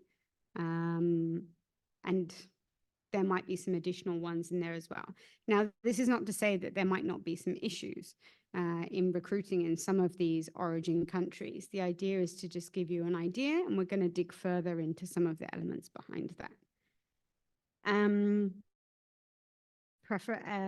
Potential. This is the yellow blobs that you can see on the left-hand side. So these are students who, globally speaking, they're very interested in studying computer sciences and IT, but they don't have an above average interest in studying in Greece. Maybe they haven't even heard of Greece before. Surely they have. But they haven't considered it as a study destination. So we would recommend for countries in this category that we look more that the focus is more on destination marketing rather than discipline marketing, because they're already convinced that they want to study this program. They just need an extra push towards the destination. The preferential category, these are the blue ones on the bottom right-hand quadrant. These are a very interesting group of students because they don't have a particularly strong global interest in studying computer sciences and IT. But if they were to consider it, they are more likely to look at a program in computer sciences and IT in Greece than they are in another study destination, okay?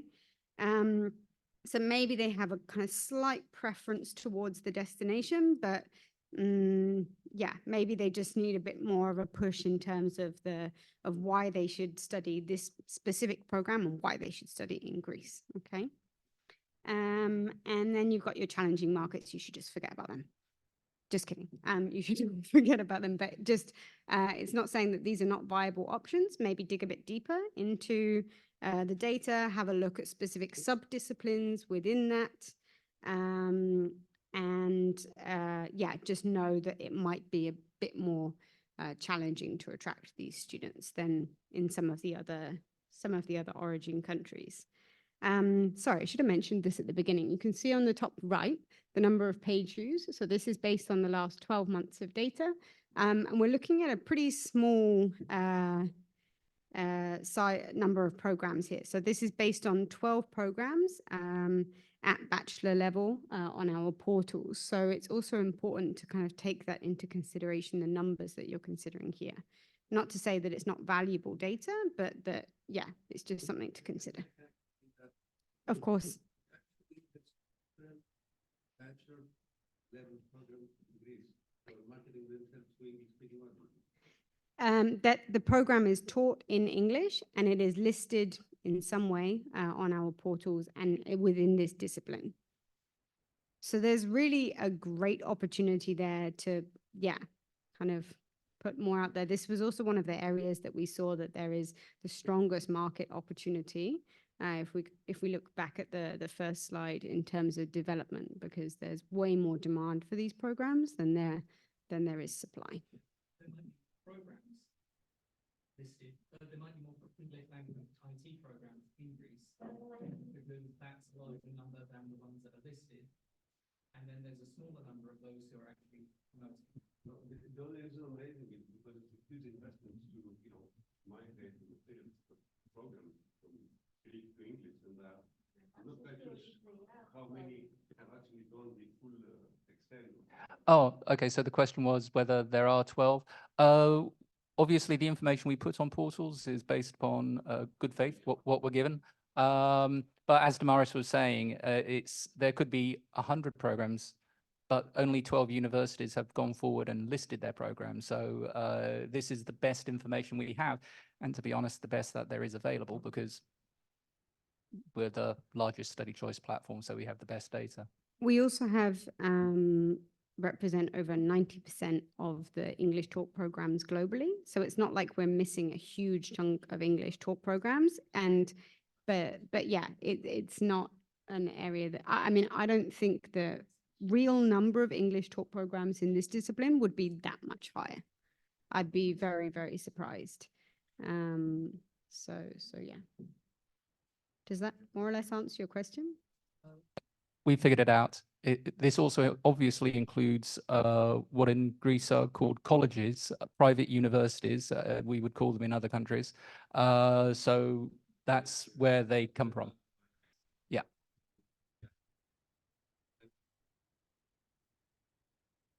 Okay, if we look at master level, it's just another example. But yeah, you can see how it changes a little bit. You can see there's a higher number of programs at master's level, which is, again, what we see in non-native English-speaking countries. We see there's a much higher proportion, much higher offering of master programs than there are of bachelor programs, and also a much higher demand as well. So yeah, this is looking at social sciences here. And you can see that the average level of interest is higher here, and you can also see that the great match countries have changed quite significantly when we look at a different level of study and we look at a different discipline. I think the same can be said for preferential and untapped potential. So it's really important to consider, and as granular as possible, the subdiscipline, your audience. Yeah, it's probably best not to guess, and it's probably definitely yeah, good not to have a kind of blanket approach. You definitely need to market to each individual audience differently. So yeah, I mentioned about looking at origin countries. We middle of last year, we started to identify it's not enough to have information about these origin countries, just their levels of information about these countries. So we actually bought some data from Oxford Economics, and we developed our own dashboard that we call the Origin Country Indicators. And the idea of this is that after you've identified your focus countries or your target markets, is that you look deeper into them. You look at, okay, what kind of population information can I find out about them? What does that look like over the next 10 years? And therefore, what does the size of my potential market look like? So this is filtered for students which are aged between 15 and 25. So bachelor, master level, age level. And looking at our top origin countries for Greece and looking at what that looks like over a 10-year period.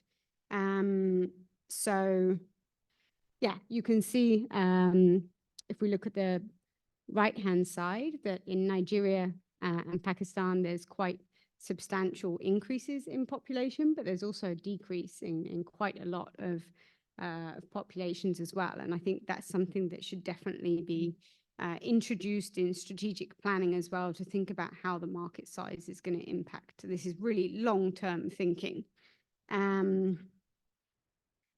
If we then look at that same information, but for the economy, so looking at GDP per capita or average household income, this is to help you understand, well, what's the affordability of education in Greece for that country? And again, what does that look like over a 10-year period? And how does it benchmark against Greece? So yeah, you can see it's split about 50-50 in terms of much higher average household income in the US, the UK, France, Germany. yeah, and looking at how that continues to increase. There's only a couple of origin countries there where you can see that it will the average household income will actually decrease. And yeah, another looking at those origin countries which have a smaller average household income, yeah, it's still growing in these countries as well, and benchmarking that against Greece as well.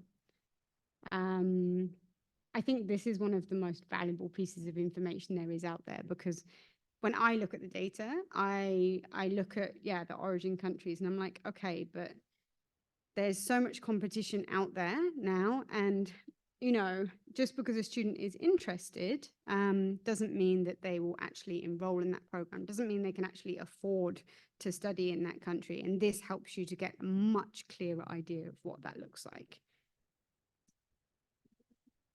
I just want to focus very quickly on Greece as an outbound data for Greek students. We focus mainly on Greece as a study destination, but it's also important to have a look at the data that there is to see where are Greek students going when they go to study abroad, where are they interested in studying. Yeah, you can see about 80% of those is for masters. As I was commenting before, I was really shocked at the percentage of Greek students who are considering studying in the Netherlands. So this is the dark blue bar that you can see in the destinations chart, and the gray bar is the global average. So way above the global average. The same for Denmark and the same for Sweden. I don't know if this is surprising, but it was a bit of a surprise to me when I had a look at the data. So these are kind of the top volume study destination. Yeah. Oh yeah. And actually, when we have a look at realize that we're probably running out of time. When we look at the enrollment data, we'll actually see how our student interest data at Studyportals looks really quite different to the enrollment data collected by UNESCO, which is about 3 to 4 years out of date now. So yeah, and you can see again, yeah, what disciplines there or subject areas they're interested in studying, again, how it benchmarks against the global average. So much higher interest in social sciences compared to the global average, which was actually the same for students looking to study in Greece, which I thought was quite interesting. Yeah, lower global average for business and management, again, also quite interesting.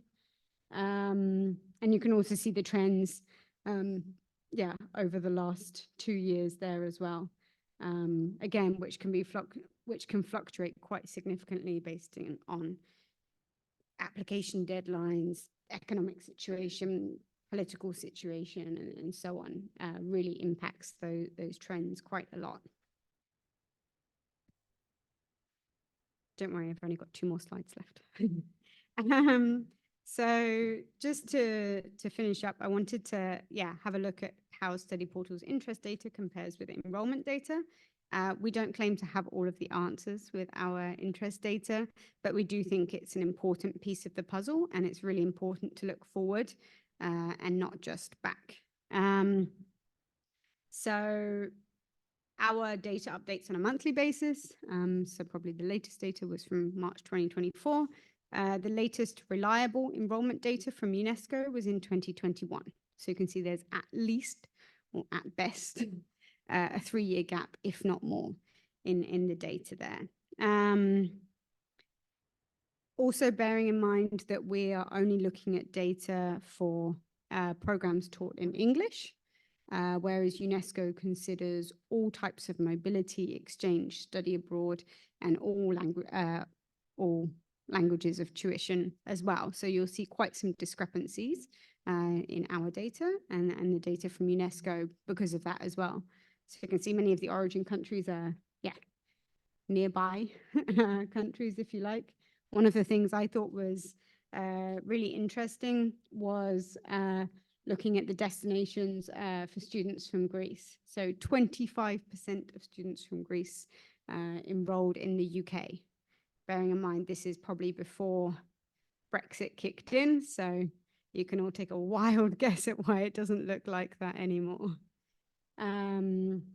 Of students, yeah, looking to study abroad. We know that tuition fees play a massive role in where students decide to study. The good news is that, there's an increase, and actually a higher increase when I was looking at this same data of the number of inbound students than there was from the UK. For the UK, it was 4.7% increase. For Greece, it's 5.5, which I think was pretty good.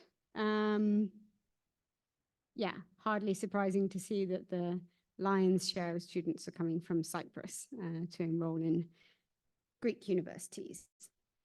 You can see a bit more detailed information again about the enrollments, whether they've decreased or increased. The ones showing up, as I mentioned before, in enrollments and interest is really quite different. And I think it's good to take, both data sources into account as well, so you have a much more holistic picture. When using this, because if you focus only on enrollment data, you're going to have something that's reflective of a past situation. So, good news is big increase in interest in Greece, which suggests a really positive, strong market opportunity for institutions here, as we've talked about, I think, quite a lot today.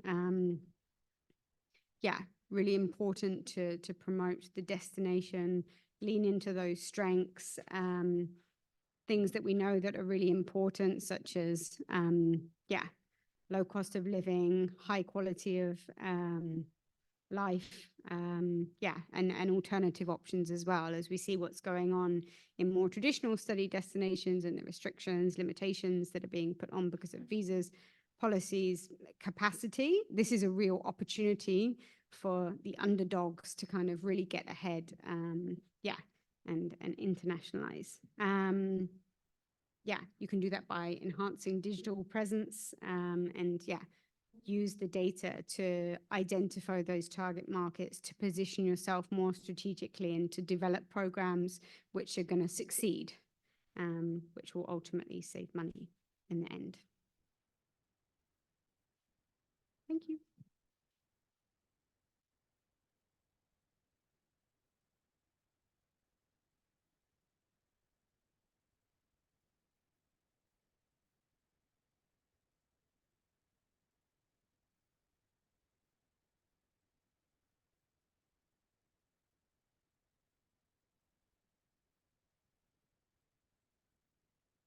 Are there any questions from the audience?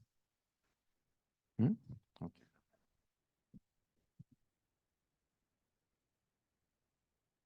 And just as with regard to the data you showed us, is there an option that one can view what the private institutions? Sorry, I can't hear you that well, but just because you can. Sorry, I was just asking whether there is a way to sort out the data in terms of whether the information comes from public universities versus colleges for now, at least in Greece. Can one see that, what the difference is? It is something that is within our capabilities. It isn't for this specific analysis. Being a Dutch company, we work very closely with a lot of Dutch institutions, and that's something that we have distinguished in our data. The University of Applied Sciences are quite different from the research or traditional universities, and so we distinguish between those in our data sets, or we can do. But it's definitely, the more granular that you can get, the more valuable the insights that you draw out of it. But it is something with some difficulty that we can, that you can distinguish between different types of institution. In Greece, we have, besides the bachelor's and the master's, we have the integrated master's, and the new law permits us of creating double degrees, joint degrees, even degrees of double discipline, like major and minor. Do you have data on these new degrees, or can you derive data concerning such new degrees so as to know on whether we should focus on such degrees in the future as well, in parallel with our masters? Again, it's not something we have at the moment, that granularity, but it is something that would be worth looking into. Yeah, completely agree about it is data that's there, because if it's information that we have on the institutional program page, then surely it's something that we can extract, but it's not necessarily done in an organized way yet. Yeah, I think there are reports that we have, customer reports, as distinct from the generalized data we're providing today, which could either through using the correct keywords to draw out the dual degree programs, provide you with insights into that. But it really is the area of customized reporting as distinct from what you see here.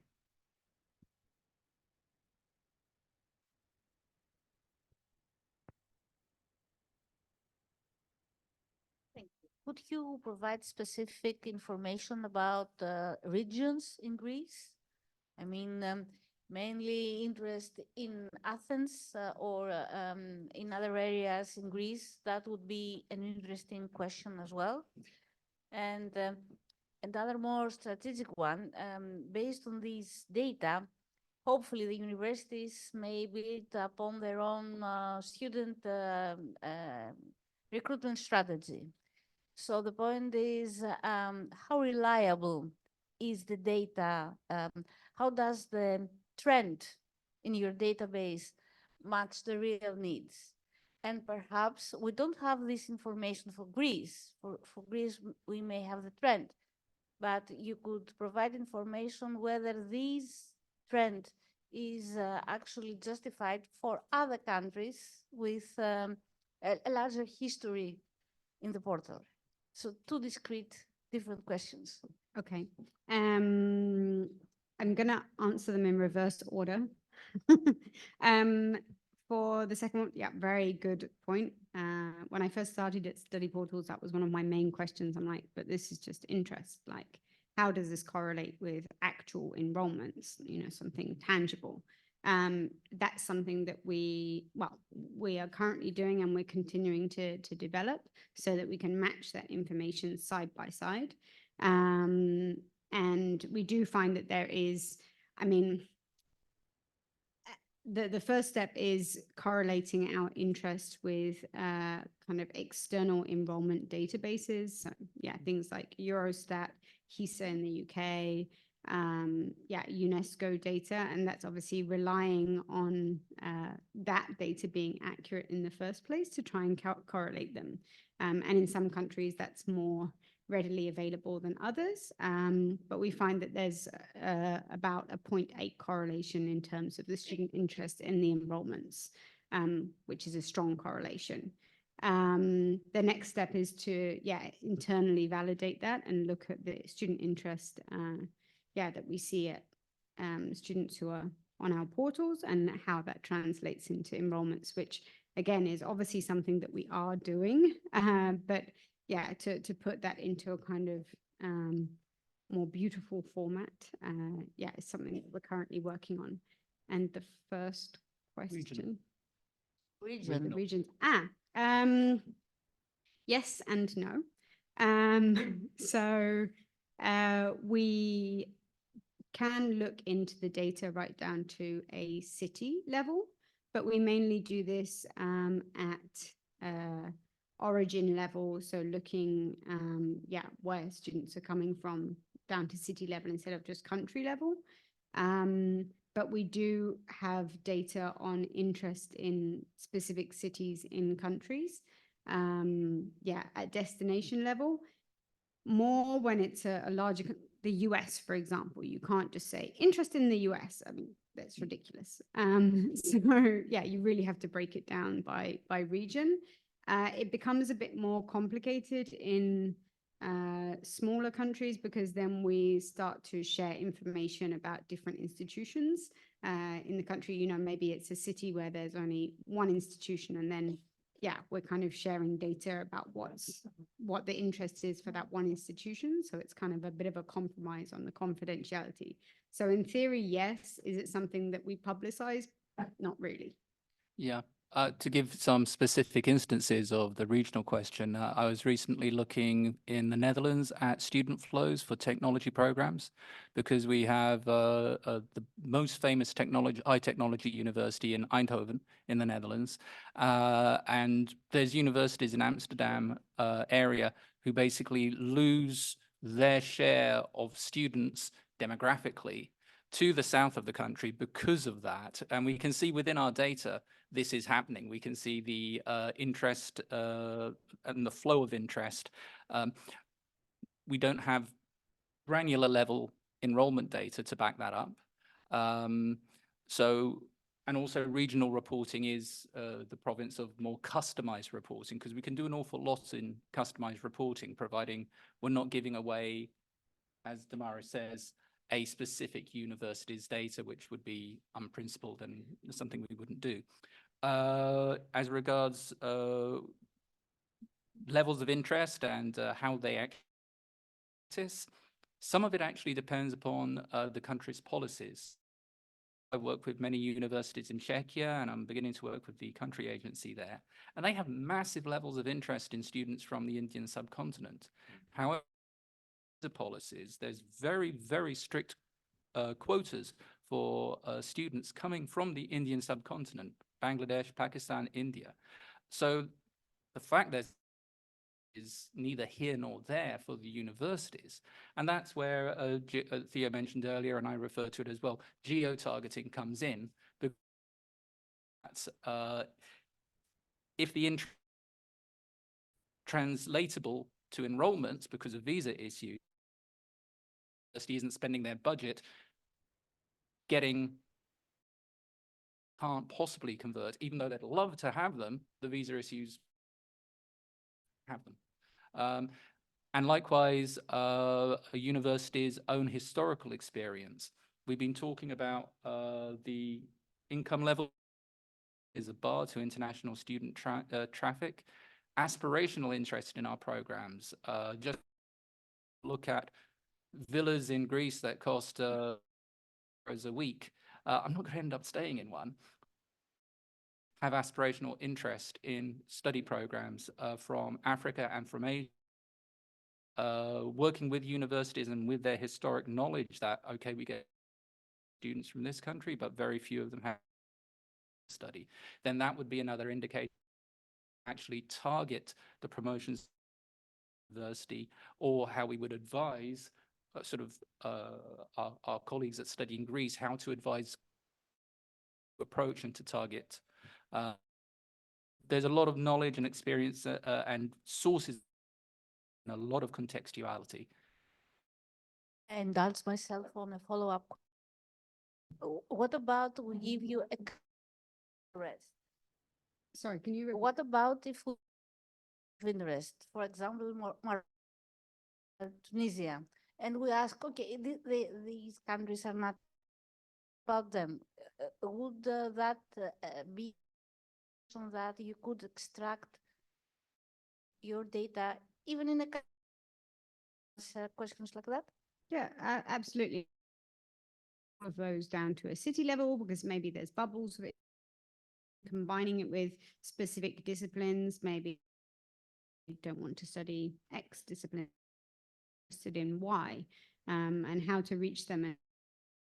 Is really to help with to best position yourselves in these markets, not just in general, internationally, and so really focusing.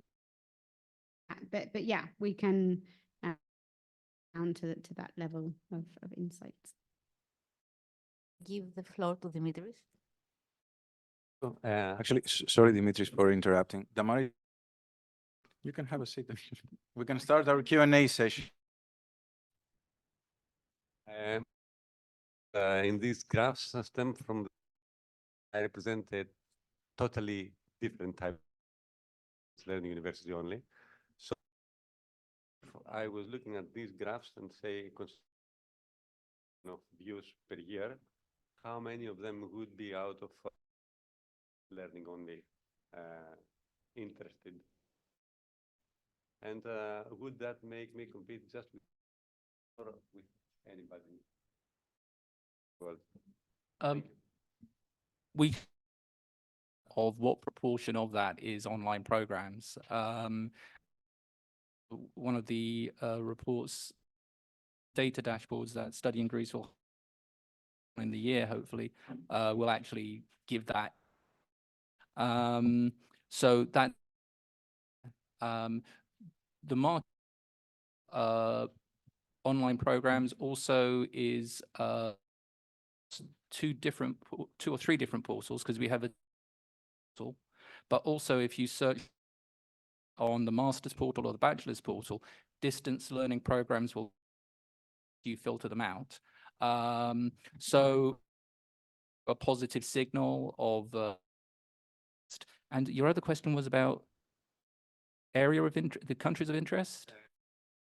These graphs mainly showed how have to move around if they want to in some disciplines. I think with other Greek universities, with other distance learning universities. A bit of both. Yeah, as Giles mentioned, kind of whether it's offered on campus, there's a blended option and market opportunities for those programs. Yeah, on campus program, naturally it's competing with other Greek universities, but with online programs or programs, it's a little bit more difficult, and I think they also tend to different type of student as well. Yeah, maybe one that is working and so on. So I think it's worth digging into the data to look at. But I think, yeah, there's more international there than just locally based. That Study in Greece is going to get, let's say, a variant of with an online flavor, yeah.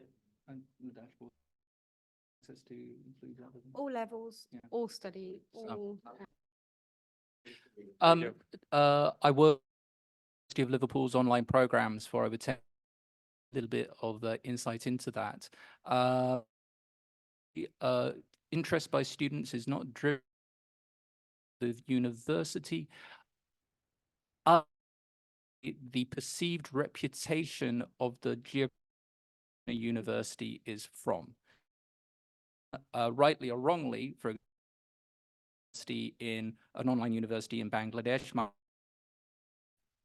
ideas about the quality of the program, reputation, compared to looking at in a European country. I'm not saying those are right, but those are the considerations students would their money, because very often they will never set foot university. I think we only had about 30% of our graduating students on to get their degrees. The rest got them in the post. You, as an online program, would be competing with a similar academic reputation, and if you have accreditations like accreditations outside of the equivalency area, academic under the what's it, the European. Yeah, there's a European degrees have equivalency. So you would be compared like, and obviously cost a major influence.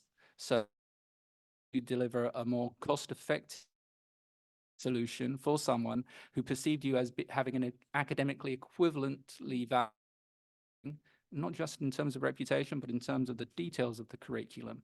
That's matrix and from, rather than where a student, than the ability to pay or where your program is located.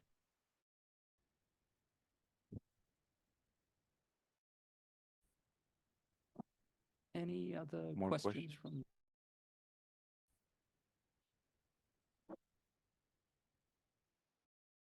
to make clear is that we're going to share. If you're online, then leave your details in the Zoom session. So given to us, and we will make sure that you get the details. If you are here, business card, give me your business card, send me an email, and we will share the full data with you. Some other reports that I think would be very interesting, interested in doing internationalization, we have produced over the years that I will include anyone who sort of gives me their details. And also makes it an awful lot easier of the data that Damari on the screen in front of you rather than on a projection. But also, I think Theo has news about prepared for study in Greece. Focus report. Yeah, sharing it. I'm going to share it. Yeah, okay. Shall I explain that? Can I? Yeah, you can explain Okay. it, but you afterwards. Oh, okay. Afterwards. Tomorrow, we've prepared for Greece, and that it will be because we do marketing workshops various countries, and we provide a more generalized level of data. And with Study in Greece, we've actually prepared a specific report on student in Greece and the subject areas into far more detail normally do so in a similar workshop, which is great. And it also a report that will be shared with you. So we offer lots of different tools and services, analytics and consulting team. So access to the live is some of the that I showed you here. These are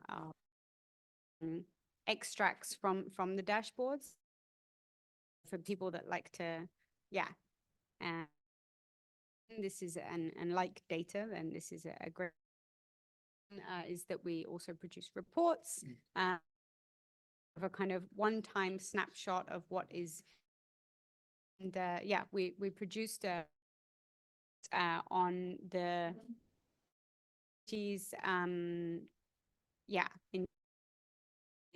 specifically for Greek institutions. You saw that we looked at the or above average interest by discipline.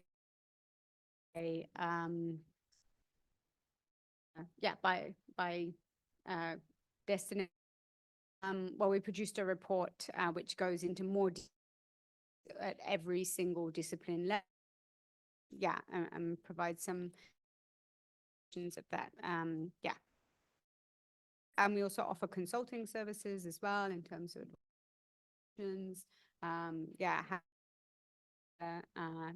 to be as well. Actually, we have already sent the report. The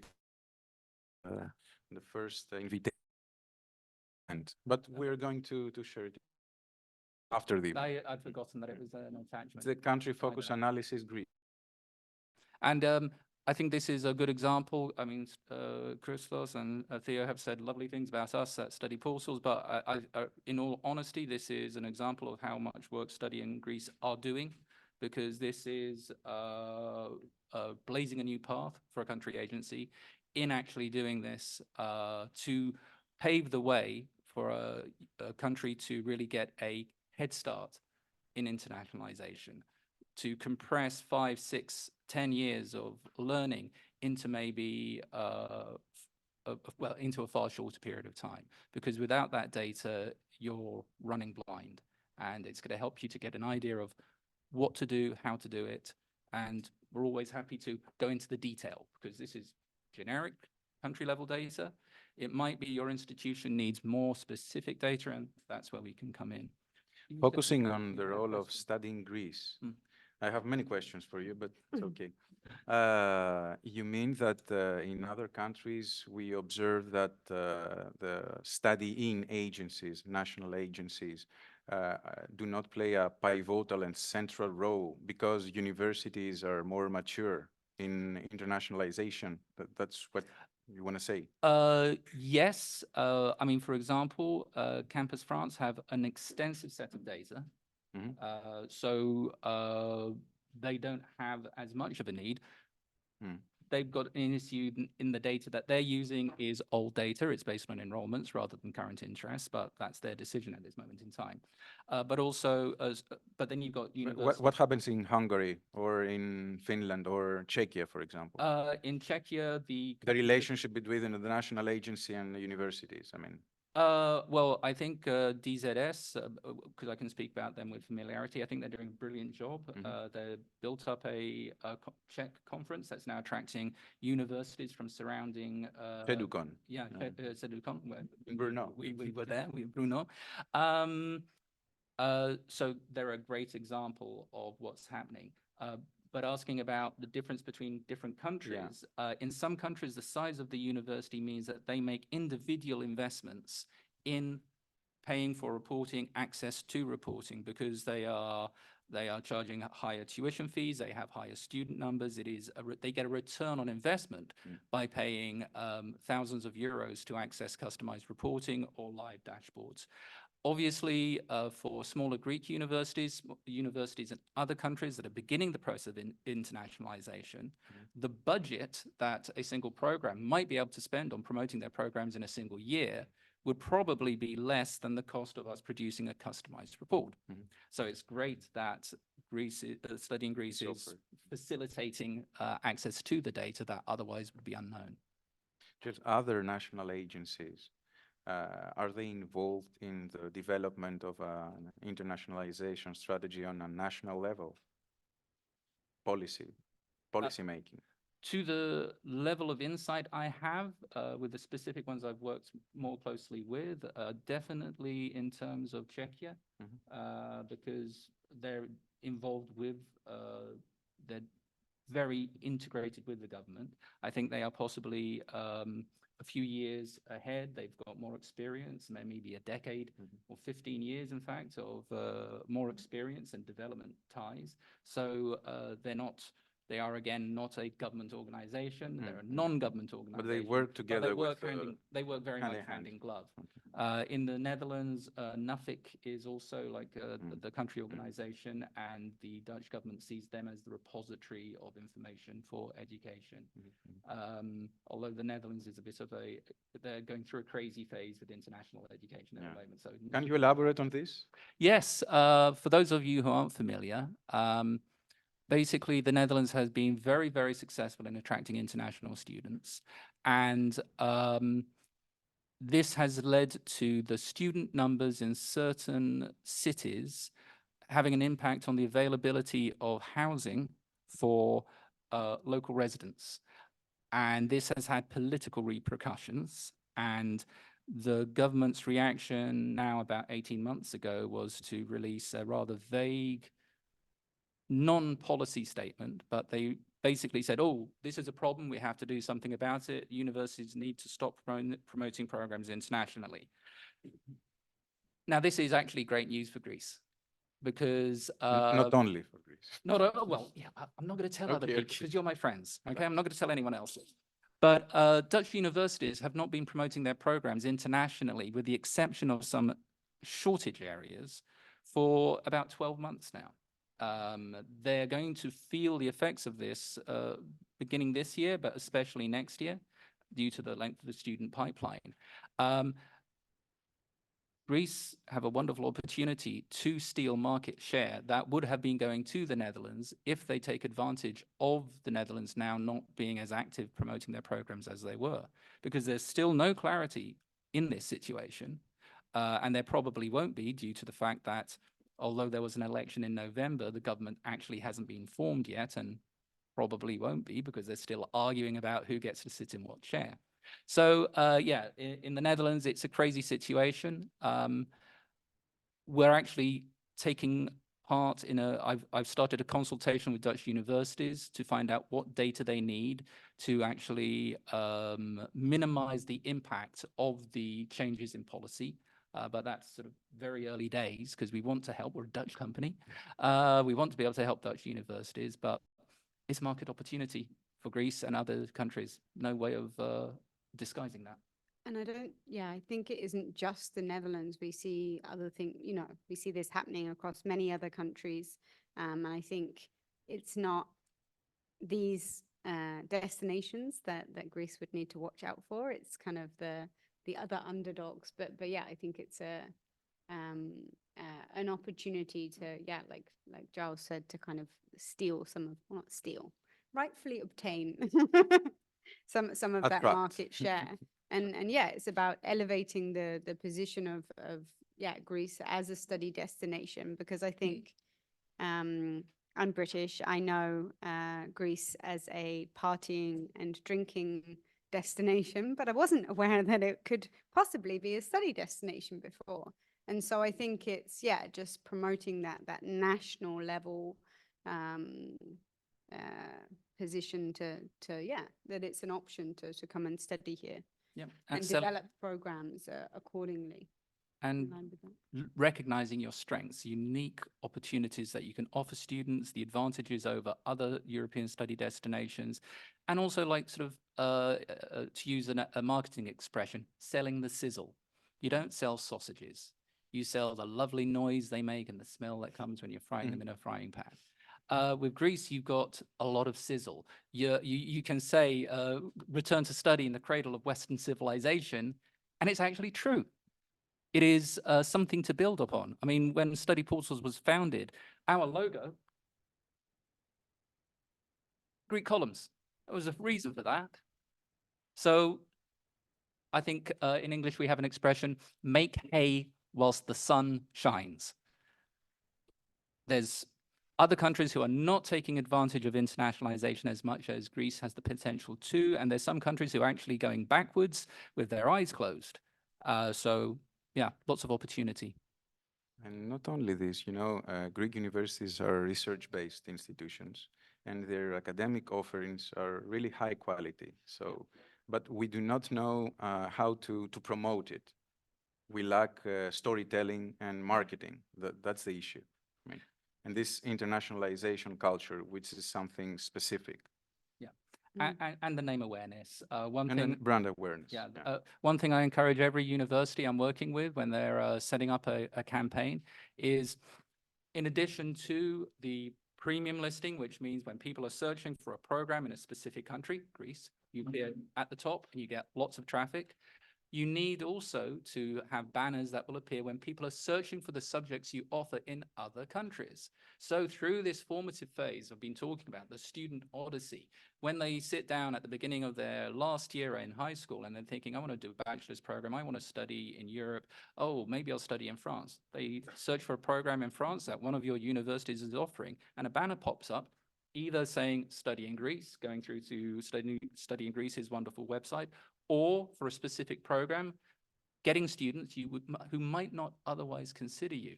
We can offer you this opportunity, this power to reach out and make people think about Greece as a destination who have not thought about it before, but who are just as able to turn up at a Greek university in October 2025 as one in Paris.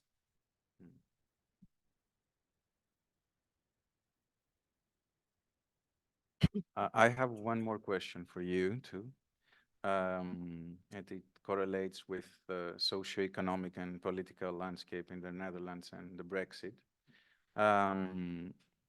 Traditional sender countries become receivers, like countries in the Middle East. Do you collaborate with universities from these countries, and how and why did they choose to invest in higher education? To promote the country, and I think that it is part of their soft power, like United Arab Emirates or Qatar. I think in the terms of that region, we're going through a transition as we go towards or past peak oil.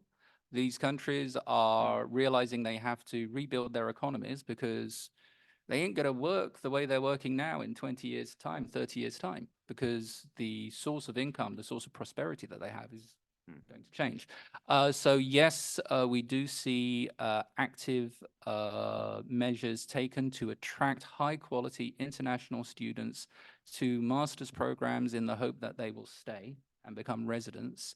And I have been working with a university in Saudi who specifically, they have a wonderful offering to students, absolutely fantastic opportunity.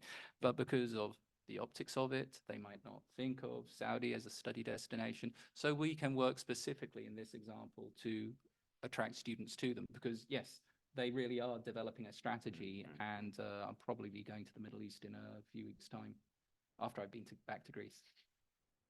I think also collaboration with other, institutions in other countries. Middlesex, for example, have a campus in Dubai. So transnational education, I think, is also a really good opportunity, to expand, to attract an international audience as well. It is a very incomparable market, though, the Middle East, because I mean, for example, one university I've been talking to, they have a trust fund of $4 billion that they're sitting on, and they offer full scholarships to students who are studying, free accommodation, a stipend, medical costs, everything. And they want the best quality students. They are a top research university. There are not many universities that have that offering, could have that offering, or have the problems in attracting students to give them the increased diversity they want within their campuses. It's a fascinating topic. It's something I've been working on specifically, so I can talk about it all day long, but it isn't that relevant to, for example, looking at how Czechia or Greece approach situations differently, or how perhaps in some of the Scandinavian countries who changed policies regarding internationalization a few years ago are beginning to wind it back slightly because they really haven't liked the results of it. And how in the Netherlands already, the government is like edging back from their initial we need to stop all international recruitment statements when finally they get around to putting ink on paper. It's a fascinating topic. Theo, I mean, you've got the insights from being in study in Greece. What do you personally think are the biggest challenges that Greek universities face in internationalization? I think that we do not have, as I already mentioned, the culture to promote our universities, because as I explained, Greek universities are doing a great job in teaching and in research, and we have to highlight it. Bureaucratic intricacies, we have to facilitate bureaucracy in general. In terms of marketing, promotion, in terms of how to use funding in order to pay for a promotion campaign. I think that you have already experienced this kind of difficulties. So in my opinion, we should start from the cultivation of a know-how, a culture, and then this will give birth to the willingness to develop and to craft an internationalization strategy. I think that we're at this stage right now. And then we have to find ways to promote effectively and to attract international students. Then we have to invest in recruitment. But first, we have to resolve some issues related mainly to bureaucracy, and we need more funding. But when you don't know, when you don't have in mind where you want to allocate your funding, when you do not have a specific strategic plan, then when the funding comes, you cannot use it. Yeah, understand. Interesting. Okay. I have one more question. Sorry. Sorry, I have to. Can I add something to this? Yes. First of all, I think that the main difference of Greek higher education within internationalization is that we provide the majority of Greek educational programs. We have only recently entered the market with English-speaking programs, bachelor or masters, mainly masters. And concerning our masters, our English taught masters, most of them are originally Greek masters that we have adapted to English speaking ones. Mhm. So my question would be, how can we see the trend if it is, can you help us see the trend if it is on creating new programs according to the trends that you have shown us, or on adapting our own programs? Because this could actually change the higher, not what is going on in Greece and the strategy of internationalization in Greece, like what's happening in the Netherlands, but the higher education, is it going to change if we follow the trends? Like, for instance, you said that there's a global interest in social sciences, natural sciences, and mathematics. While in Greece, there was a trend on creating applied sciences, for example, not the basic ones, or creating specialized masters, not bachelors. So how can we adapt our new English-speaking programs to these trends while not changing the Greek ones? I think there's a couple of areas that we can help provide insight, and various data products, either the report that we produced already or the analytics dashboard Study in Greece will have access to, that they can provide some of that insight. For example, you can look at the interest in subject areas on a European scale, and you can identify subject areas that have got more student demand than relative availability of programs throughout Europe. So you're comparing, you're looking for market opportunities within Europe and use information like that to inform program development.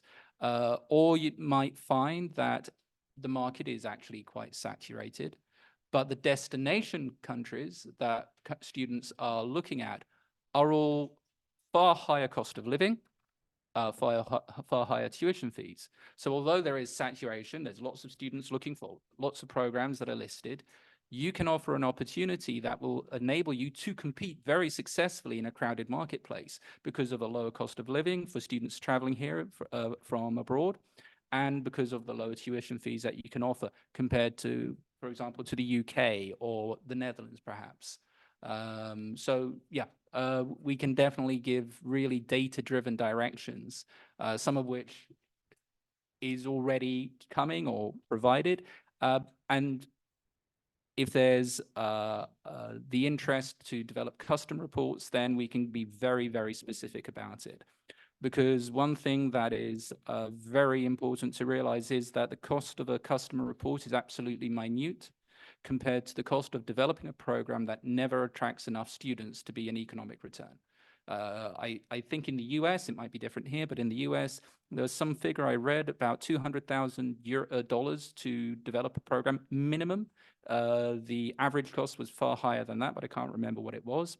And yet, what I quoted earlier, and I can't remember the percentage now, so many newly developed programs are started without a data-driven potential being identified. They're started because sometimes they're a professor's pet subject, and he's always wanted to have a master's degree in the poetry of Christopher Marlowe.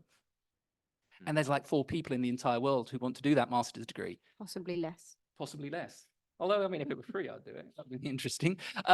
You get the idea. You get the idea, though.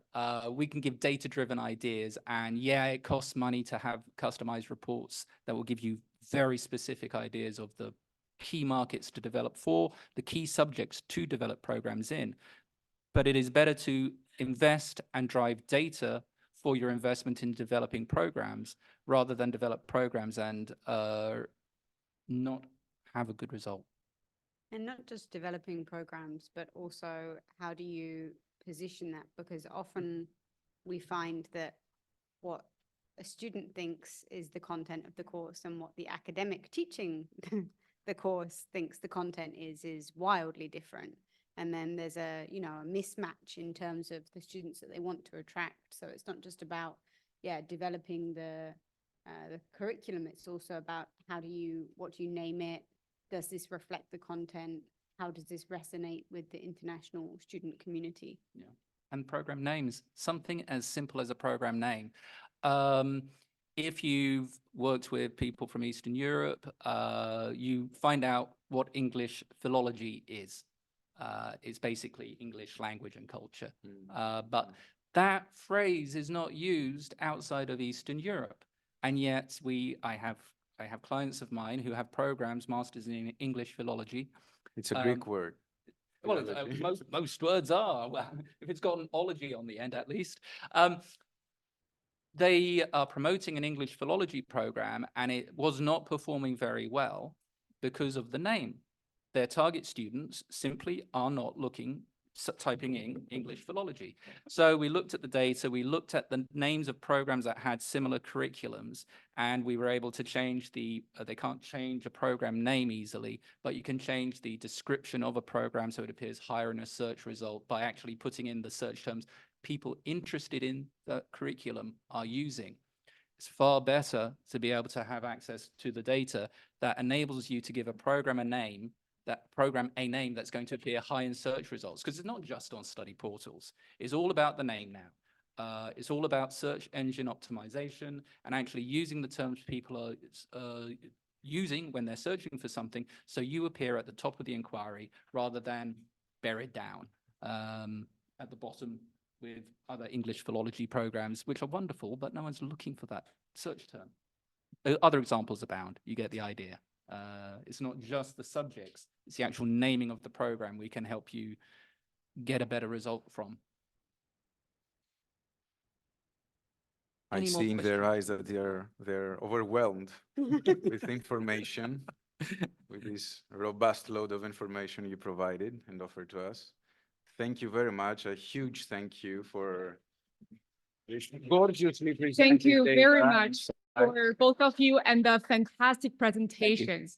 For providing us a very tangible and a clear strategic guidance, and also the database-driven strategy for us to start thinking how to actually do it. And that's why to trigger us, inspire us, a lot of questions. I believe we stay here like 2 hours or even 1 day longer. Maybe there are still a lot more questions coming up. So during the following days, we're going to try to share all the materials, information, and then to keep in touch, and then let's figure out together how to optimize all these things. And thank you so much for attending this virtually too, and thank you. Thank you very much. Thank you. It's been a pleasure. We don't have to run off anywhere, so if anyone wanted to ask us specific questions, we're more than happy to sit down and spend some time answering specific questions. I'm also planning on coming back to Greece in a few weeks' time, and I'm happy to make appointments to come and see universities and really go into details, learn what your problems are, so we can tell you how we can hopefully help you achieve your goals. Thank you very much. Thank you. Thank you, Giles. Thank you, Damaris. Good